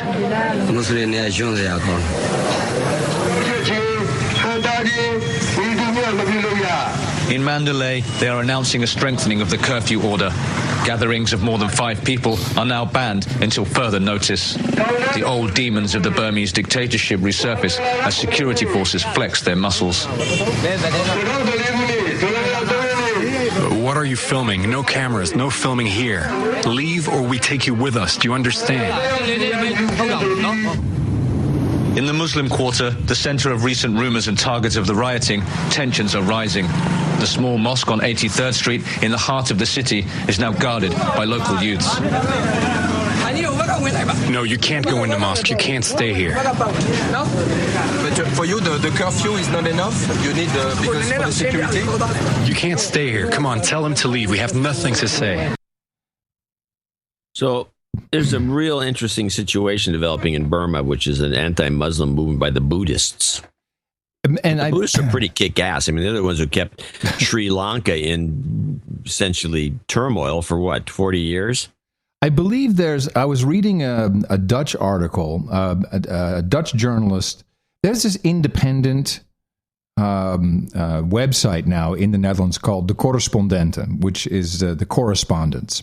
And they've actually gone for a kind of a value-for-value model. And as I've never paid for any online news ever. Not the New York Times, Wall Street Journal, any of that. But these guys, I think, charge 60 euros a year. And I signed up.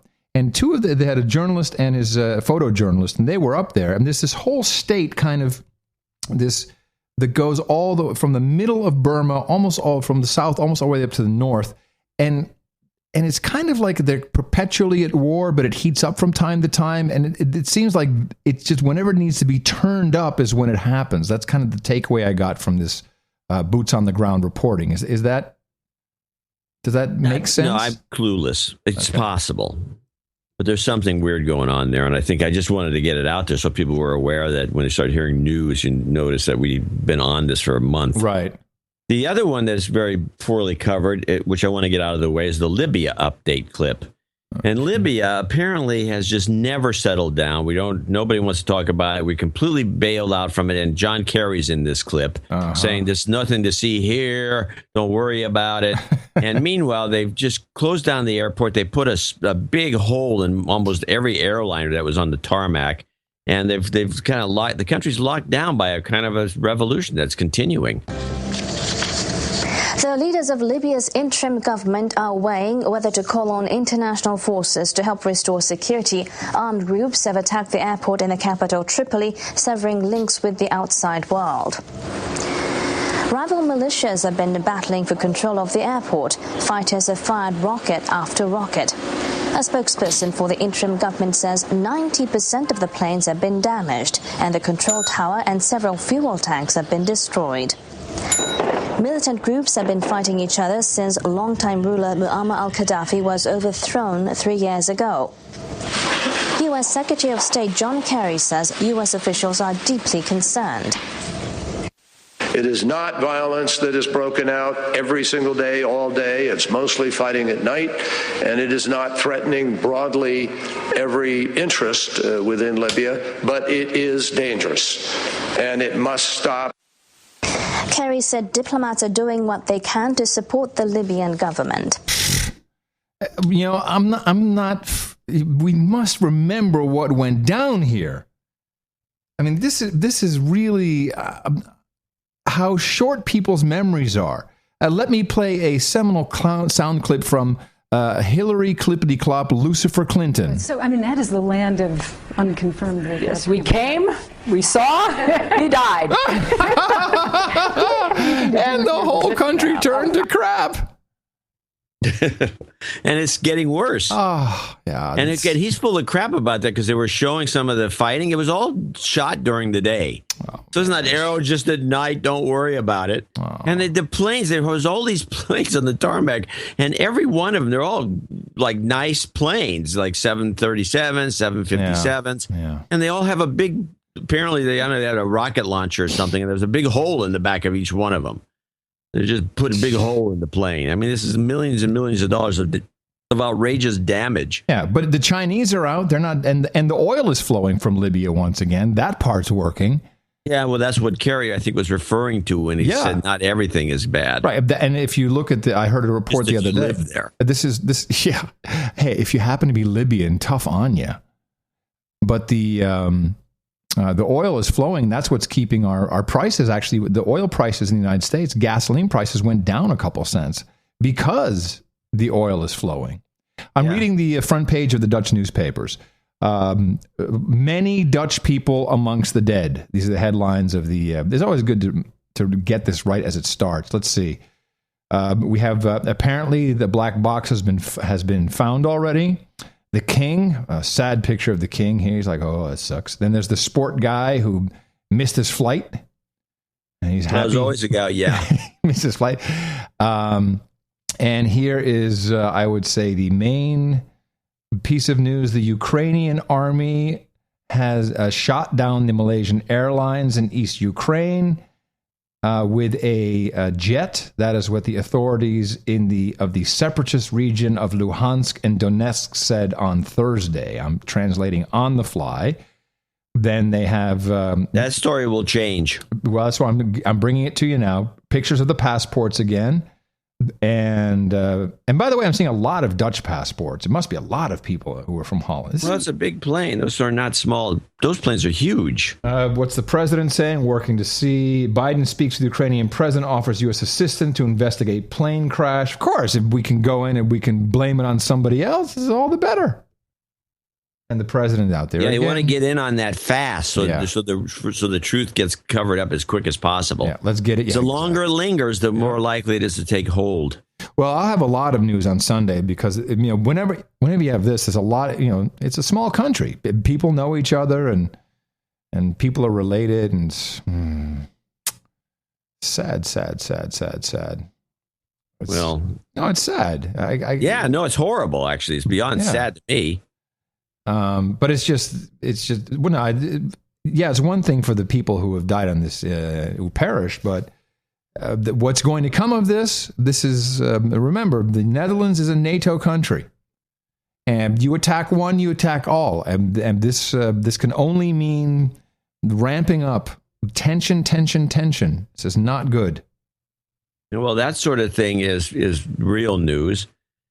So I'm flipping through channels, and I run into this interesting little dialogue on this. I mean, it's just almost, I don't know if you have to play it because I clipped it, just a part of this whole show, a half an hour show. Mm-hmm. It talks, this chatter you're going to hear, it's called Worst Dialogue Ever, is the whole show. If you think sometimes these hams on these are kind of boring, hey, what are you doing? I'm on the driveway. My wife's going to cook me dinner. What's she going to cook? I think she's going to cook spaghetti. I had spaghetti last week. Now, hold on a second. That would not be your wife. The XYL is what we call that. The XYL. Whatever the case, this is the worst dialogue ever. The hams have got high-end dialogue compared to this. That holding it, addressing it, talking about it. Most people don't know that the word asana, which people translate to mean pose, right. It actually means to find a seat, to sit. So in some ways, what you're doing is you're finding a sit and a seat with the present moment. And so what Colleen's saying, whatever's arising right now, you're actually accepting it, being in it, and changing with it. That's one of the things that I've noticed about yoga is that you get comfortable. Mehmet always talks about this.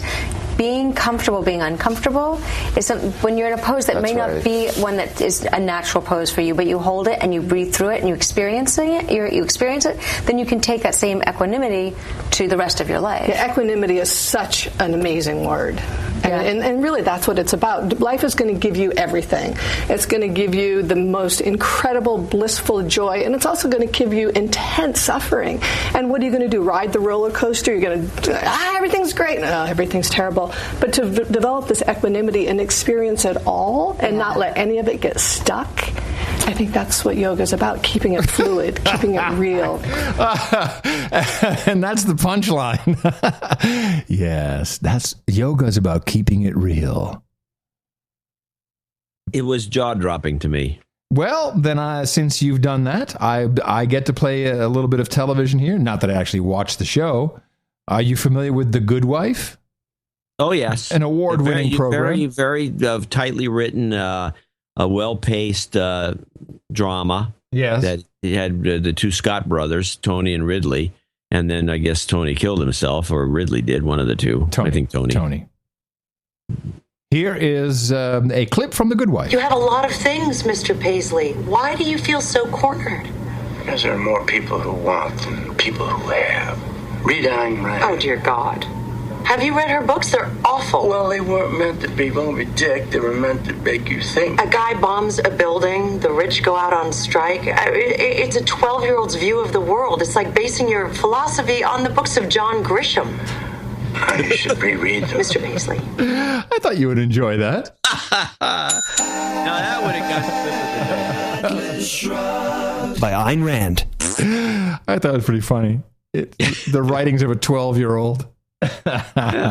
Mostly in agreement with that. So here's the interesting difference where we have the Dutch news media. I'm scanning through all kinds of things saying this was a Eastern Ukrainian rebel force fighter jet that took the plane out. They don't have fighters, but okay. I'm just reading it. And on CNN, they're talking about the Buk anti-aircraft missile launcher, BUK. That's slightly different. Yeah, it's one flies, one doesn't fly. And the first report was that it was Ukrainian army. Yeah. This is... Okay. This is a big one for the king. Let's see how the king takes this. Our new king. This is, it's all been party time with his Argentinian hottie, and now he's got... This is going to be a problem for everybody. This is not good. No, I'm in total agreement. All right, we'll be all over this for Sunday, so I hope people support us on the noagenda.dvorak.org/NA. Yeah. And we'll spend a lot of extra time on this, both of us. I will have I've already got a lot of aviation reports coming in from people, so that's always good. There will be ATC audio. There will be all kinds of analysis. You probably should just not watch the news for the next few days because it's only going to be about this. It's going to be lies. And by the way, don't worry, because if there's really something you need to know, the president will just activate the giant voice system and your phone will tell you what to do. Which will probably mean, shelter in place. Some goodness like that. Until then, be vigilant, citizen. Be careful for those lone wolves, and remember to support the best podcast in the universe. Coming to you from the South Austin Safe House here in the capital of the Drone Star State. In the morning, everybody. My name's Adam Curry. And from Northern Silicon Valley, where I have not moved an inch the entire show. Well, I did get up to get to... Never mind. I'm John C. Dvorak. We'll be back on Sunday with more analysis and deconstruction right here on Your No Agenda.